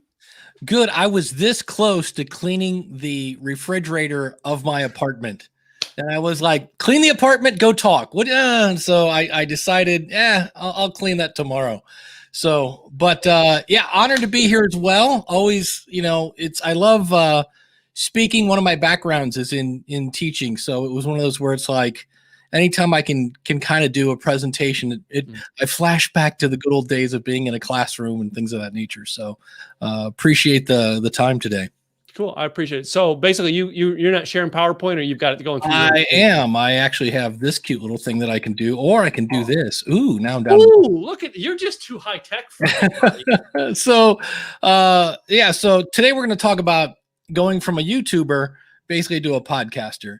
And so Tim kind of just did this slide, but I'll do it anyway. Been podcasting since 2005. Started the School of Podcasting back then. I have over 2.6 million downloads just of that show. I got a job because of my podcast at Libsyn.com. I've won Best Technology Podcast twice now. And in 2018, as Tim said, this happened, and I got inducted into the Podcasters Hall of Fame. And again, my goal is to help you, flatten the learning curve in a way, make podcasting as easy as possible. And that's really kind of where we're going to start. Is podcasting easy? Because some people, it's like, oh, it's hard, it's easy. No, it's super easy. Just talking to your phone. And the question here is not, is starting a podcast easy? Because the answer is, it is. I could actually take my phone right now. I could burp into this and have it on Apple in about 2 days, if not sooner than that.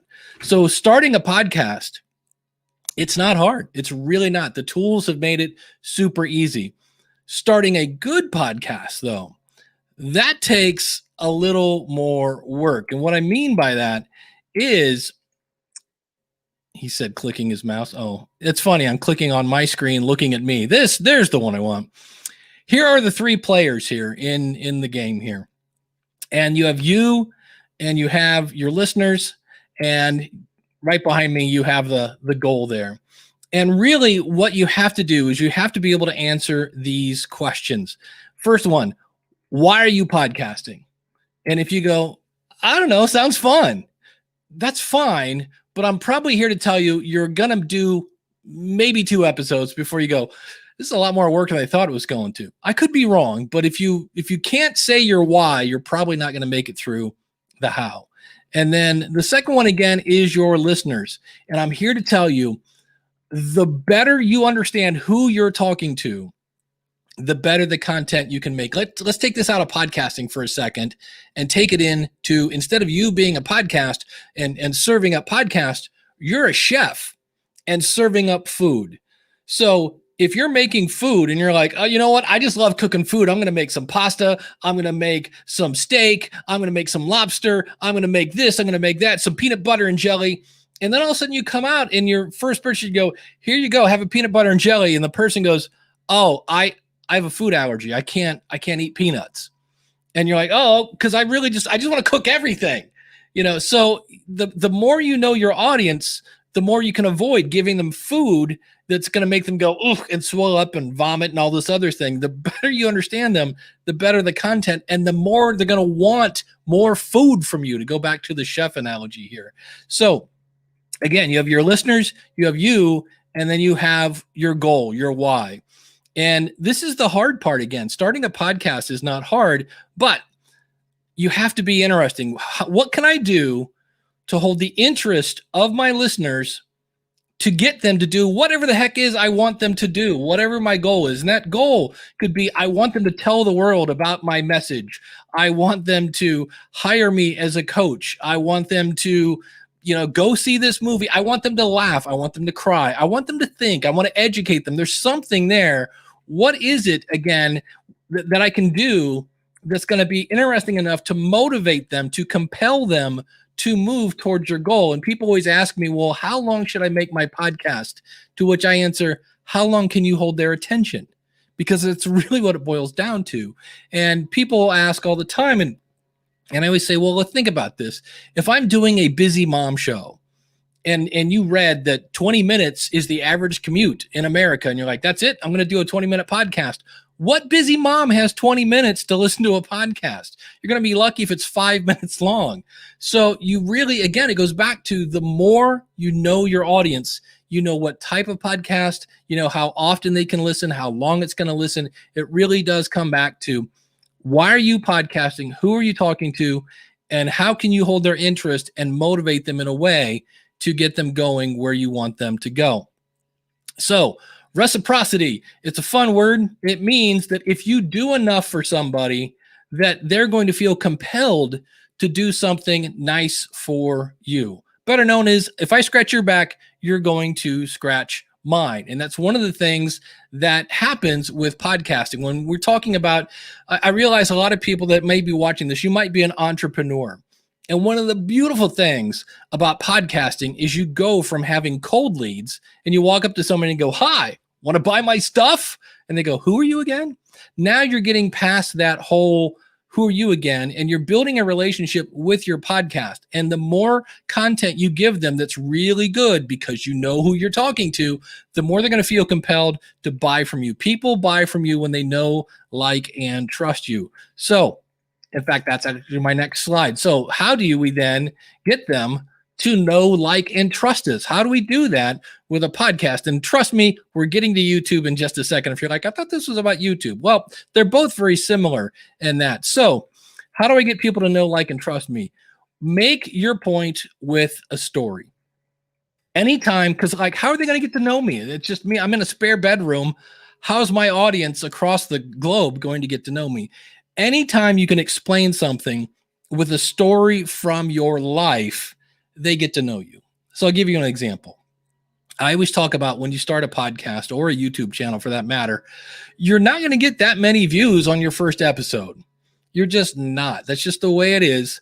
And so when you first start out, to keep going, after you get done with episode 3 and you're like, "Man, it took a lot of time." And you wake up the next morning and you're like, "I got 24 downloads. I spent 7 hours on this for 24 downloads." You need to have the passion of a 16-year-old who's trying to learn how to drive. And I know this because at one point I had one. I had a stepson, and anytime I got within 10 feet of that kid, the words out of his mouth were, "Can we go driving? Can we go driving? Can we go driving?" And so I said, that passion of "I just want to drive" needs to be the kind of passion you had, that "I just want to record a podcast." It has to be that same kind of drive. So I used that as a story to explain, how much passion do you need? And my audience reacted by emailing me and say, "Hey, Dave, I got one of those and my daughter almost killed me last week." So now I've got somebody reached out to me, and I can go up to them and say, "Well, I'm glad to hear you lived. I need as many listeners as I can get." And you start a conversation. Is there anything you'd like to see in the future? Things of that nature. So that's one step here. Don't be boring. My buddy, Glenn Hebert, I love him to death. Don't be boring. Yes, don't be boring. So how do you get them to like you? By basically, well, say it again, Glenn. Don't be boring. That's it. When you're not boring, then they go, "Hey, I kind of like this guy. I'm going to go back and, listen to his podcast again." I had somebody this morning, I do a live show every Saturday, and they asked, "How do I get my audience to come back? Like, how do I get them, roped in?" "Why do you go back to your restaurants?" "Because it's good food. In fact, I can't get this kind of lasagna anyplace else." "Okay, well, why do you go to Home Depot?" "Because they have everything." "Okay, so you keep, because they're serving you." I mean, it's really, don't overthink it. Give them something, exactly what they're looking for, and do it in an entertaining way, and they'll come back. It's really that. So they'll know you, they'll like you. And then how do they trust you? By being consistent. And it's one of those things that takes a little planning. I've been doing this 15 years, haven't missed a Monday yet. And that means and I don't batch record. I'm recording tomorrow's episode, or Monday's episode, tomorrow. That's all I do on Sunday. My family knows, don't bug me on Sunday because I'm doing that podcast thing. I would like to do a bunch of batch ahead of time, but I like to do things that are, in some cases, very timely. So that's one. But when they see that you never miss, and you don't have to do weekly, whatever your schedule is, just pick one and stick with it.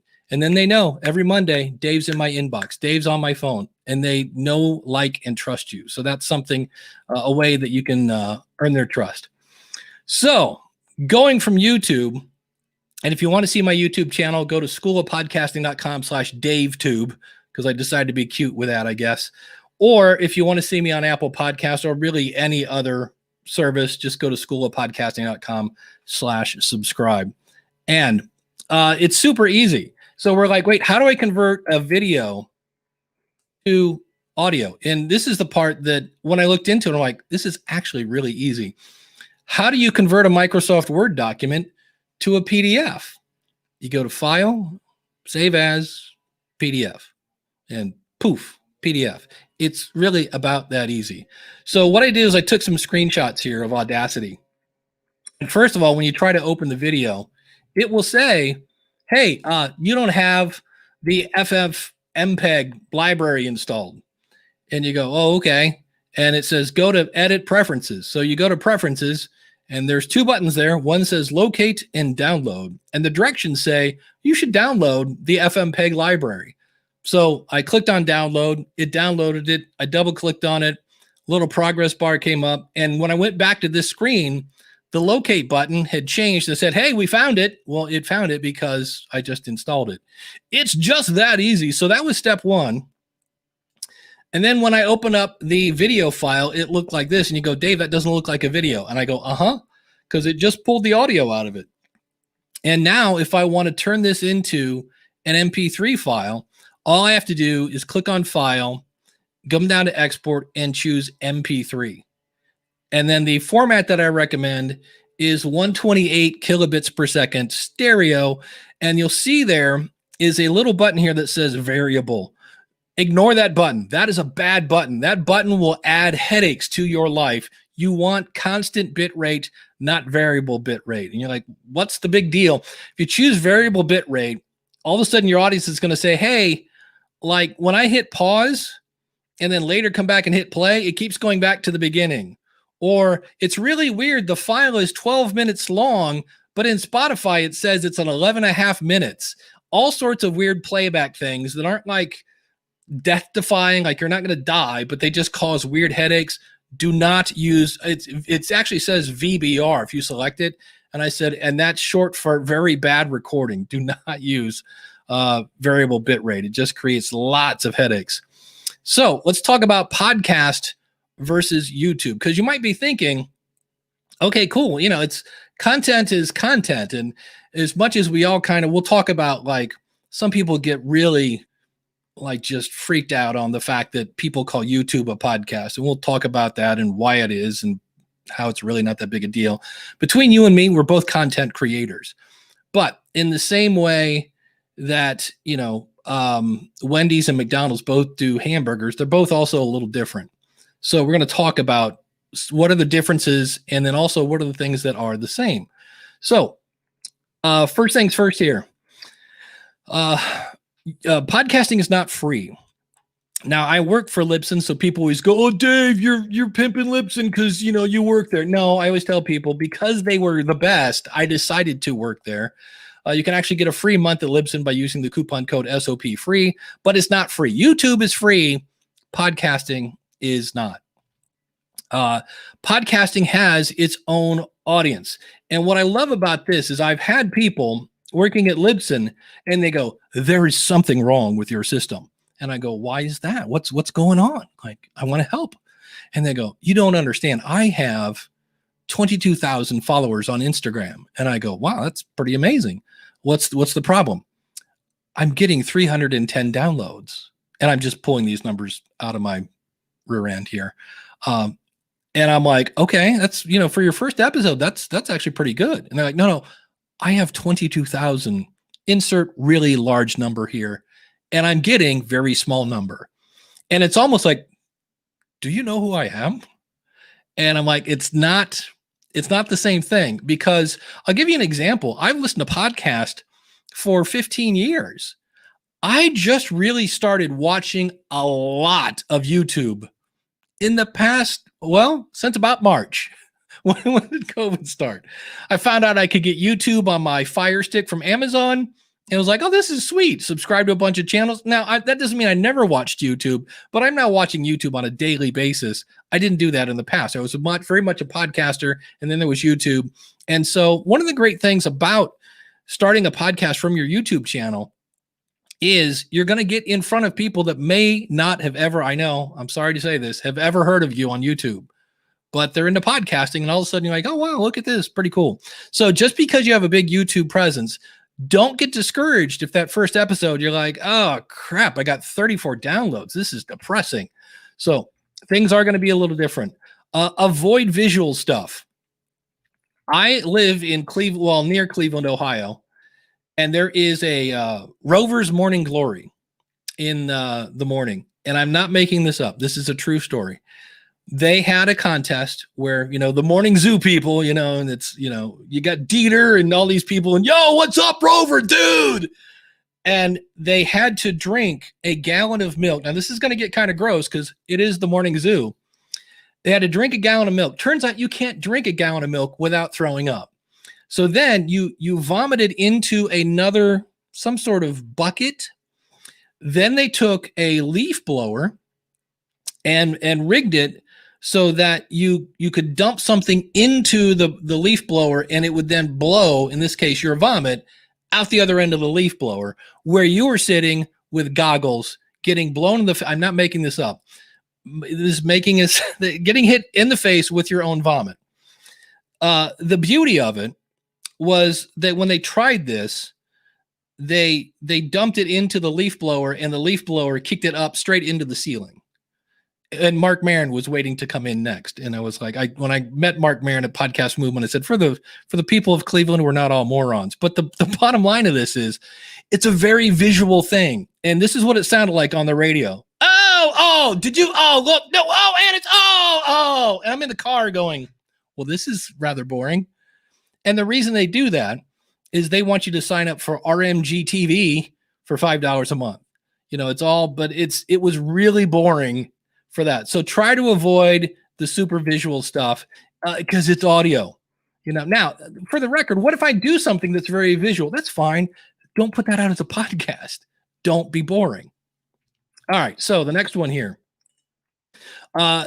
This is my own little personal thing.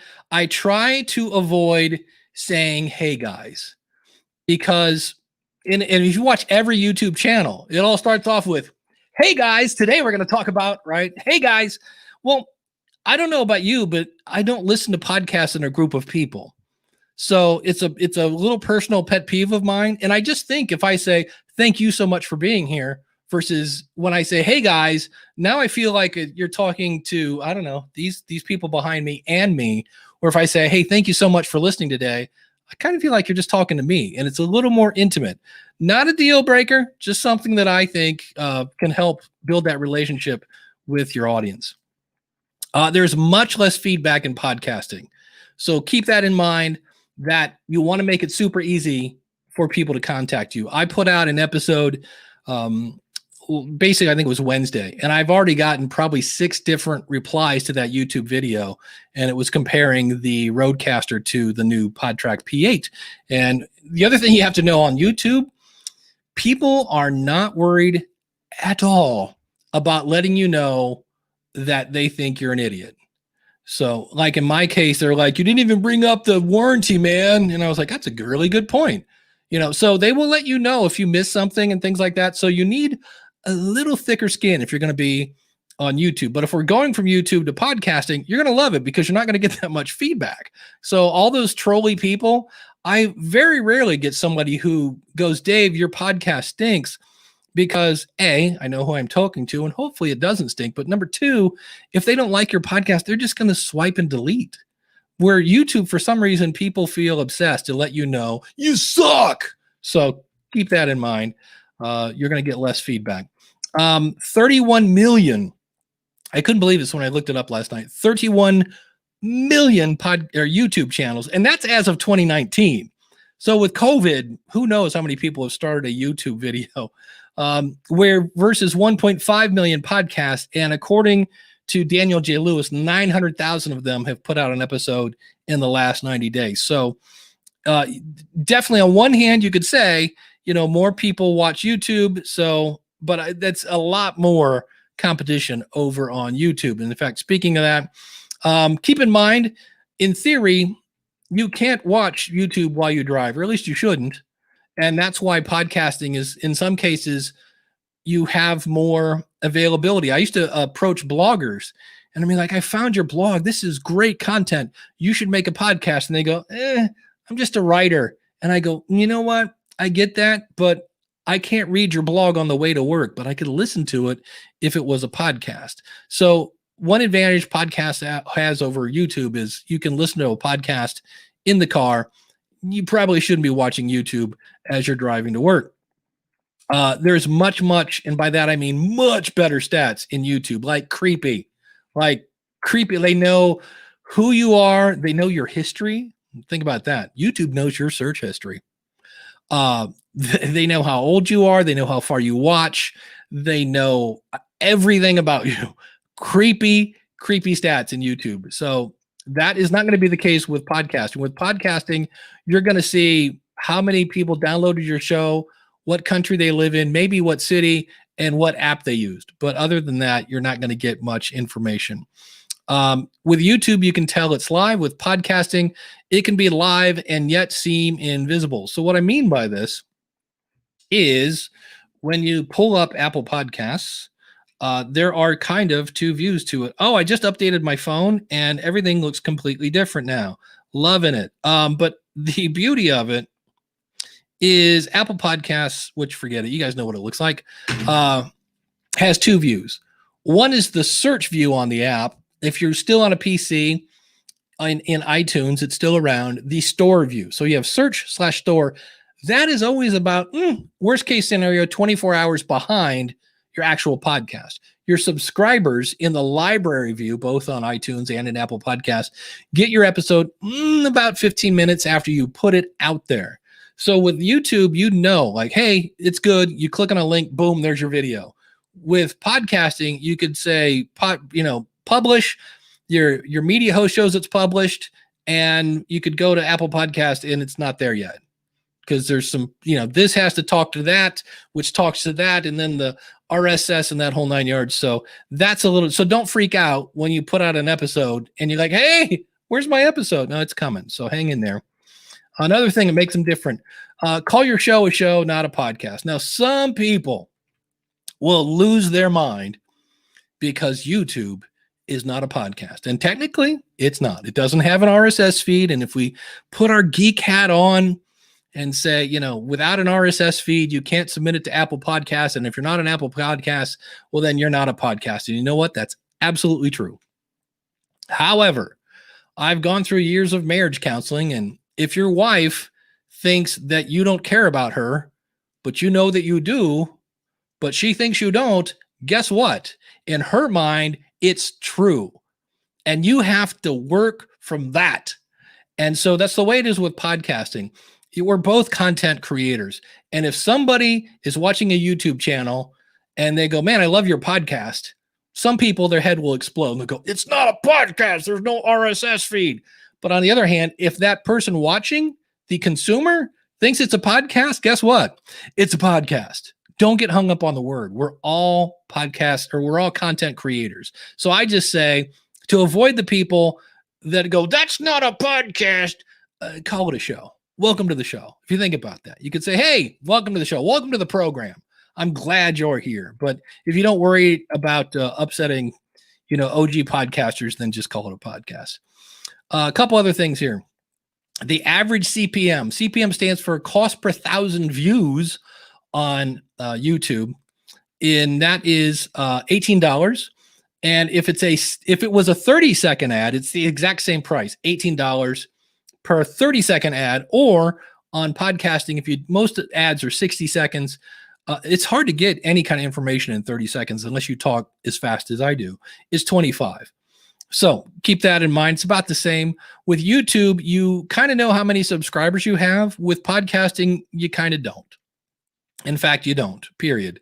Why? And the biggest reason for that, with YouTube, it is centralized.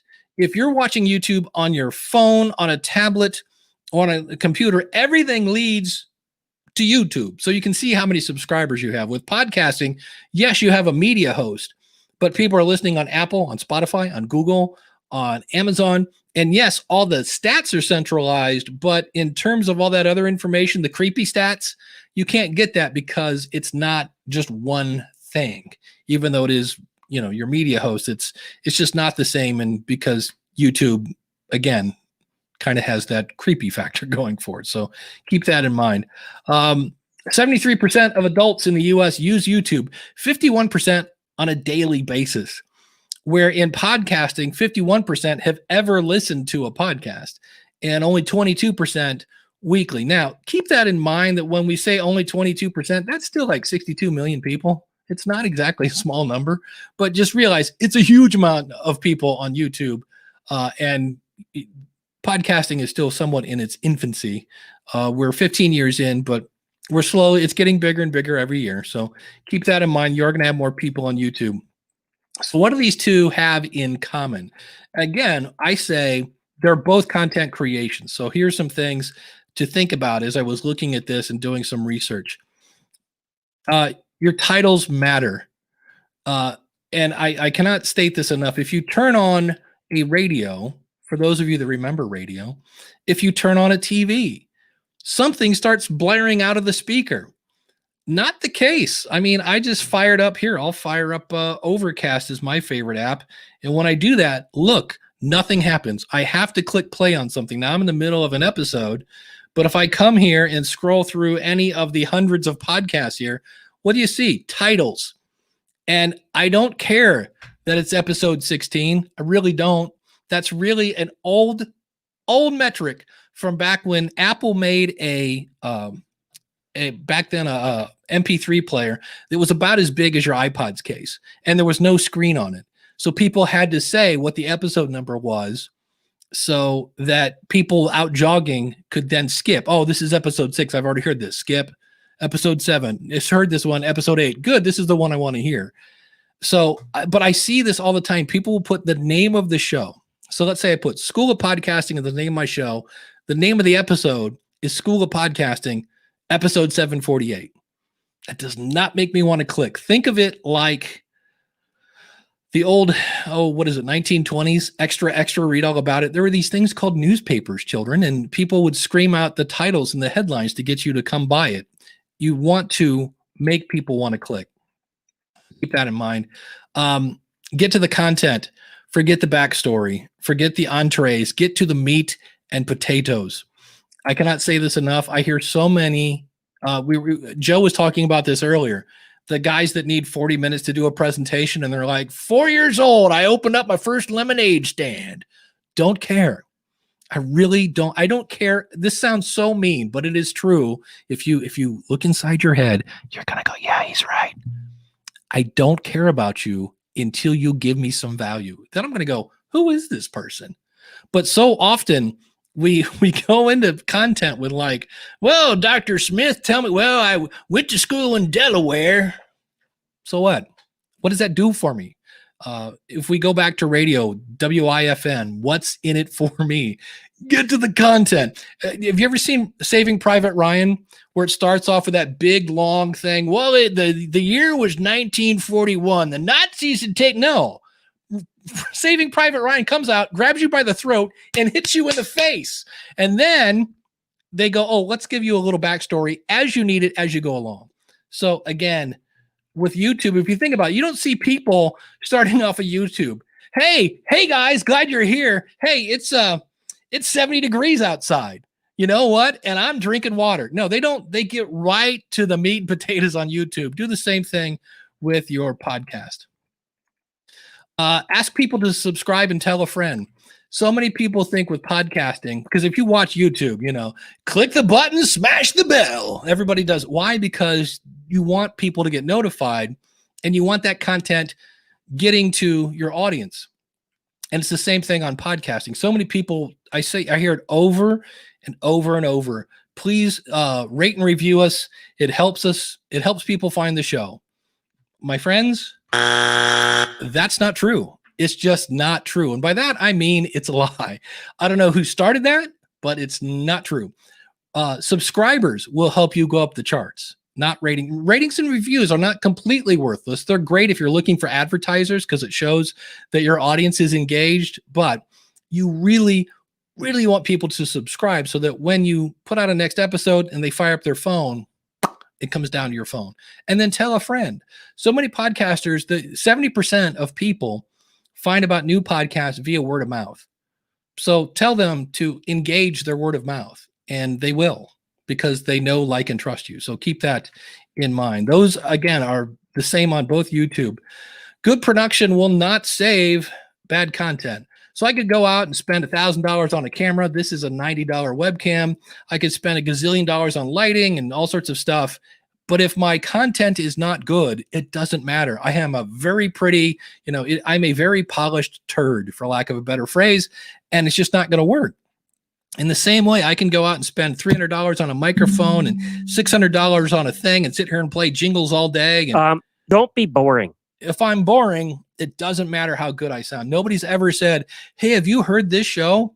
It's like butter for your ears." It doesn't matter. It matters how good you sound. You can't sound like it was recorded with a string and a tin can, that whole 9 yards. Same thing with YouTube. If I sit here and go, well, I think I'll just record like this. Hi, welcome to the show. It now looks like I'm doing some sort of nightmare show. Welcome to the spooky stories. That might work, but for the rest of this, it's not going to work. So get some decent lighting and you're good to go. And maybe actually comb your hair every now and then. And that is one thing. You do have to bathe and shave now if you're going to be on YouTube. That's the big difference. With podcasting, you don't have to do that. Another one here, I talked about ratings and reviews. In YouTube, there are people that will do, hey, sub for sub or like for like, all these different ways to try to game the system with podcasting review swaps. And in the long run, these do not work. Podcasting, YouTube, content creation in general, it's not a sprint, it's a marathon. And trying to cut in line, I had a high school teacher once that told me this. He goes, Dave, if there was a way to steal and not get caught, don't you think people would have figured it out by now? And I'm here to say, if there was a way to cheat and get to the top of the charts, don't you think people, and they keep trying, they have these farms over in the Philippines that you can have people subscribe to your show. It's not going to work. The other thing we should think about is, again, with YouTube and podcasting both have in common, it takes a while to build an audience. With YouTube, you have to have 1,000 subscribers to even turn on it's like YouTube welfare. It's half a cent per watch or whatever it is. So how you need 1,000 subscribers to turn on the monetization. And then I put in that question, how long does it take to make money with a YouTube channel? And according to myworkfromhomemoney.com, 22 months. So almost 2 years. And so many people want that to be 6 weeks. So many people want it to be 6 months, to almost 2 years. When it comes to podcasting, according to the podcast host, they said 18 months. So maybe a little faster. I have an episode coming out in a couple of weeks. I have 5 examples of people saying it took me 3 years. And that's the number I hear over and over and over. 3. And nobody wants to hear 3 years. That's why you need that passion of a 16-year-old wanting to get his license. It takes years to, the book right behind me, Beyond Powerful Radio. How long does it take to build an audience? 3 years. That's the number that I hear over and over and over. So keep that in mind. It's not an instant thing. So a couple conclusions here as we start to wrap up. Number 1, make good content. It does not fall off trees. It's easy to create a podcast. It's not easy to create a good podcast or, again, a YouTube channel. You got to do a little thinking. The more planning you do, the less editing you have to do. So keep that in mind. Number 2, that's why. Well, isn't this fun? Is it not going to let me switch back? Hold on. There we go. Converting video is simple. Remember I said just go to Audacity and you can go in and just go file export. You do have to install that one thing. It's going to prompt you to download a piece of software. Once you install that software, it's good to go. By the way, Audacity, completely free. Number 3, trying to avoid hyper visual things. Or if you do something that's super visual, don't release it as a podcast because it's no fun to listen to people puke in a radio station. And it's no good if you're like, hey, today we're talking about how to make, chocolate covered bacon. Look at that. Isn't that look good? That's not good as a visual. So if it's hyper visual, don't put it out as a podcast. And that leads me to one thing. If you're like, everything I do is hyper visual, okay, fine. Do that on YouTube. The stuff that's not hyper visual, put it out as a podcast and talk about your YouTube channel. On your YouTube channel, talk about your podcast, and you'll grow your audience in both places. It doesn't have to be one or the other, or it doesn't have to be both. Show is a term that works for both. So again, if we don't want to upset if you guys think of the Muppets, remember the two old guys? Yeah, that's not a podcast. Okay, if you don't want to upset those guys, call your show a show, and they'll be fine. Avoid, hey guys, this is just my own personal thing. I think you make a deeper connection when you refer to your audience as you. Now, obviously, if you're doing interviews and things like that, that's going to be a little weird, but you get the point. If you're doing a solo, talk to the camera kind of thing. Number 6, growing your audience is getting in front of new people. So if you think about this, so many people think, well, I have a YouTube channel, I have a podcast, and I promote it on my social. Well, you are preaching to the choir. These people already know about you and they're already following you. And so when you say, hey, episode number 748, it's out on the thing. And first of all, that's horrible because who cares about what episode number it is? But if you say, hey, today, how to make $1 million in 30 seconds. Okay, I might listen to that. Again, titles. But you need to get in front of new people. And so if you think all I have to do is promote it on social, that will help, but in very, very small amounts. So this is where you might get new people. If you're a podcaster and want to be on YouTube or vice versa, this might be people that don't know you. And that's really what you need to do. Get in front of people that are brand new or try to be a guest on other people's podcasts, things like that.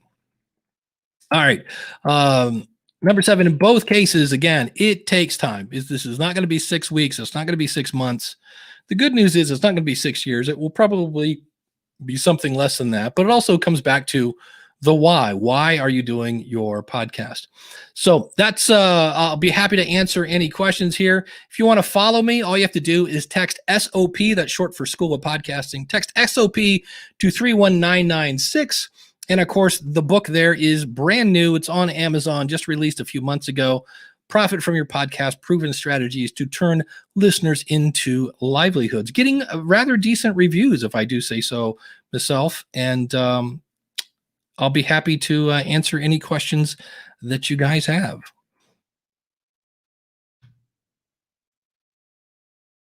Coming back in here and get the questions up for. I have a question. Is my audio out of sync? It is. I think it's a little bit yeah. It's like a bad gorilla movie. All right. Is that going to bother? Is that really bugging people? Because I can fix that quickly. You can fix it. It doesn't bug me. I've been listening to you more than watching you because I've been doing all my notes for what I'm doing next. So, Dave Jackson, guys, are really great to have him here. As soon as he fixes that, we'll bring him back in. You got any questions for him? Let's put it in the comments so we can actually give Dave our questions. It wasn't noticeable. Was said by Robert. Robert said it wasn't noticeable. So that's good. I noticed it, and that's why I quit kind of going back to me because I'm like, I think I don't know what was going on there, but hey, this is the joy of live technology. Well, I mean, I couldn't. I didn't notice it. You know what I mean? I have this whole notes. When you're speaking, come on. You've seen people do events. I've got everything I'm doing to get ready for the next segment. Exactly. Well, and that's a great point, though. So many times, no matter what you're doing, content creation, you know what you want it to be. Mm-hmm. And I know you got a music background. So do I. The best thing to do is when you make a mistake on stage is to smile and laugh, and nobody knows it's there half the time. So yeah, you're right. You're right. So my biggest thing that I got with you was the, hey guys, I probably open every one of my shows with, hey, everybody. Yeah. And that comes from, the days, if we go back to before radio, right? Ladies and gentlemen, right? Cause they're talking to a crowd. And I was talking about this today with my co-host. He's like, I disagree with that. He goes, I think, hey guys is fine. Cause I realize you're talking to more than one person. I said, I didn't say it was like, like people are going to unsubscribe. I'm just saying it's a more intimate thing. Cause I have people come up to me at events and they go, sometimes when I listen to your podcast, I feel like you're talking to me. And I go, it's cause I am. I want it to be just a little more just me and you kind of thing. And it just builds that relationship. Well, I mean, and it's, that's it though. I've been doing this 8-9 years. I mean, I know you've been doing it, 2-3 times longer than me. And, I am always looking for, how can I improve? I'm more focused on my content than I am my tools. And I know that's good for you. Yeah. That's the difference between, and half the time my tools don't work and everybody's like, well, what microphone are you using? Well, I don't know when it works. if we go back to that point of creating a a good podcast takes a little work. Mhm. So I have a choice of, well, I could go figure out if I can find a pocket of my listeners somewhere and go see what they're really talking about and maybe interact with them. And a lot of podcasts are introverts. So interacting with your audience sometimes makes people a little nervous, but I want to grow my numbers. And this sounds like a lot of work and some things like that, or I could go buy a new microphone. And now I feel like I've done something to improve the show. But if nobody's complaining about your audio, then it's not a problem. But I think that's why people do that. The other thing is, and I finally got this as a musician, if I go someplace and they go, hey, get up there and play a song, and I get up there and I hate the way the guy, his guitar sounds, I don't play as good. So I get why some people might want to change a microphone because they don't like the way they sound. But I think sometimes they're just like, I got to do something to grow. And if I get a different microphone, I'll get more downloads. And I'm like, unless your audio was really bad, that's probably not why you're not getting good downloads. Well, I mean, and you did mention in there too, all right, about other thing about that, and I got to tell you, in all my circles, I'm not on the podcasting events circle like you would be. I'm more on the marketing circles, and on the marketing, we're talking to people who are like, they're like, podcast? I mean, what's that? I mean, that's the people we're helping. So we're in a different perspective. But you said that in there. Well, telling everybody to go do reviews. We hear that all the time over in our marketing aspect. People go, yeah, well, go do reviews in the podcast and help boost it. And I'm like, boy, now I have a recording of that. How it's true. What's weird is myself, Daniel J. Lewis, Ray Ortega. We have proven that time and time again, and it's not hard. Just go to Apple and you'll see one show that has 157 reviews, and the one right next to it has 17, and you're like, wait, hold on a second. So it's pretty easy to disprove, but it is what it is. And if you repeat it enough, people think it's true. And you're like, well, look, I'm just here to tell you that's, and if you think about subscribers, you really want that. Cause the next time, let's say they're using Apple Podcast, most people, when you fire up Apple Podcast, if you're subscribed, it will download to your phone automatically. So it's just, and that's really that. One of the numbers they look at is total number of downloads within 24 hours is what gets you up the charts. So, and I was actually opening up my Apple Podcast. No, that's my music library. Where did my podcast? I updated my phone, and I don't know where my podcast. That's me. I opened it up. I was like, wow, okay. I haven't looked at this since I updated it last night, but. Like that's changed too. I know that I found it. I'll deal with it later. But podcasts, it's like, I get into the truck and I like to listen to podcasts. That was another event that you brought up there. Now, I'm a blogger, I'm a writer, but I had to create podcasts in order to get my message out. One of the things that I was told in my early days, and this is before I even knew it was called a podcast, was a friend of mine from years ago said, Tim, just take your blog post and read it and record it and put it up on like Blog Talk Radio, and then put a link on your blog that says, hey, if you don't have time to read it, click here to listen. Yep.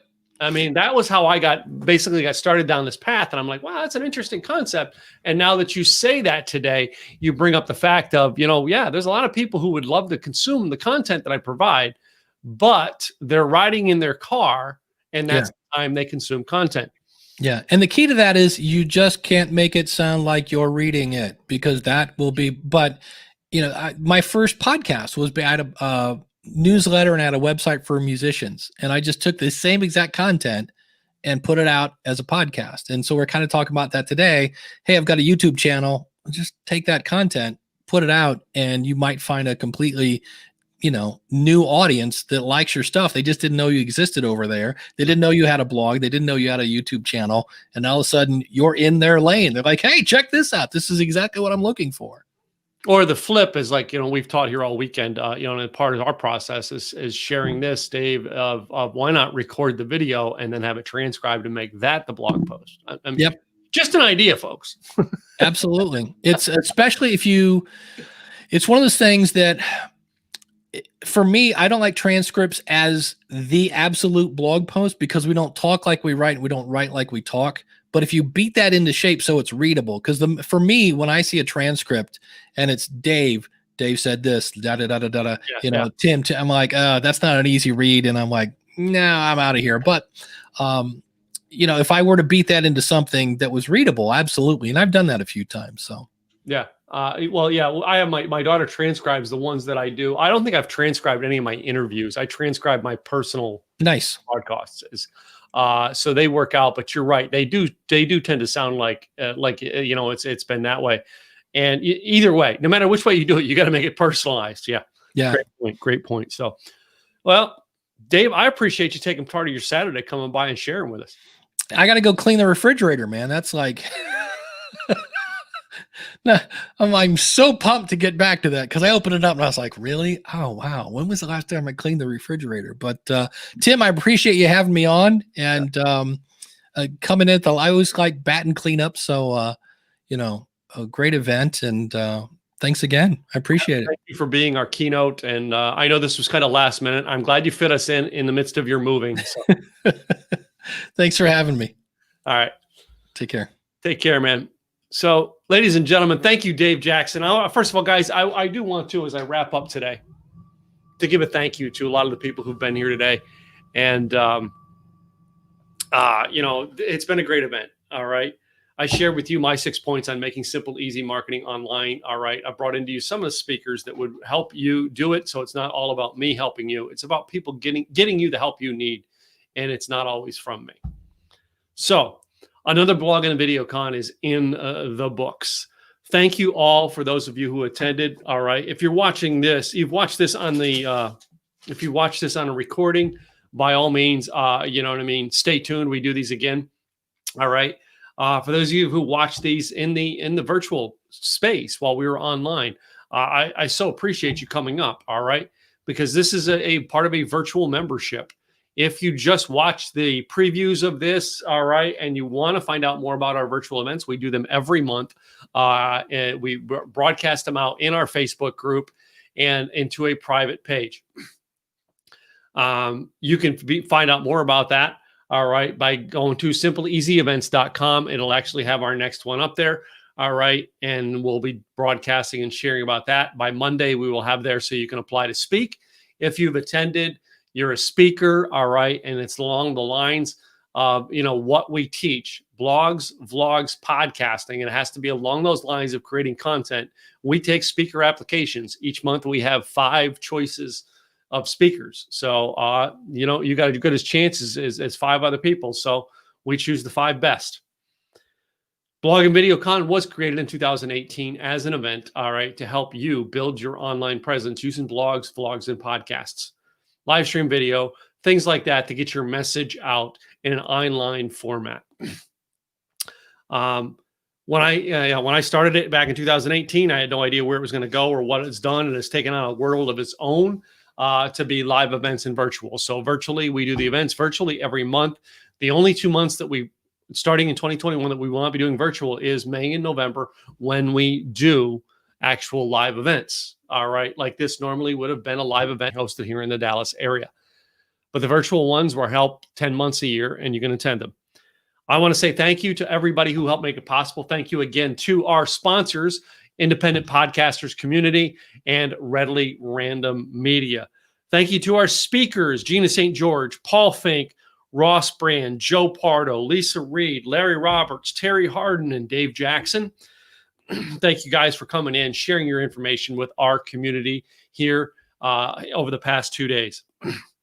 Thank you to our special guests who stopped by, all right? In the midst of all they were doing, they stopped by, shared some information with you. Bill Wallace of Success North Dallas. Thanks, Bill, for coming by. And as always, we love having Bill Wallace here. Great man here in the Dallas area. And Larry Broughton of Broughton Hotels. So we want to thank both of them for coming by.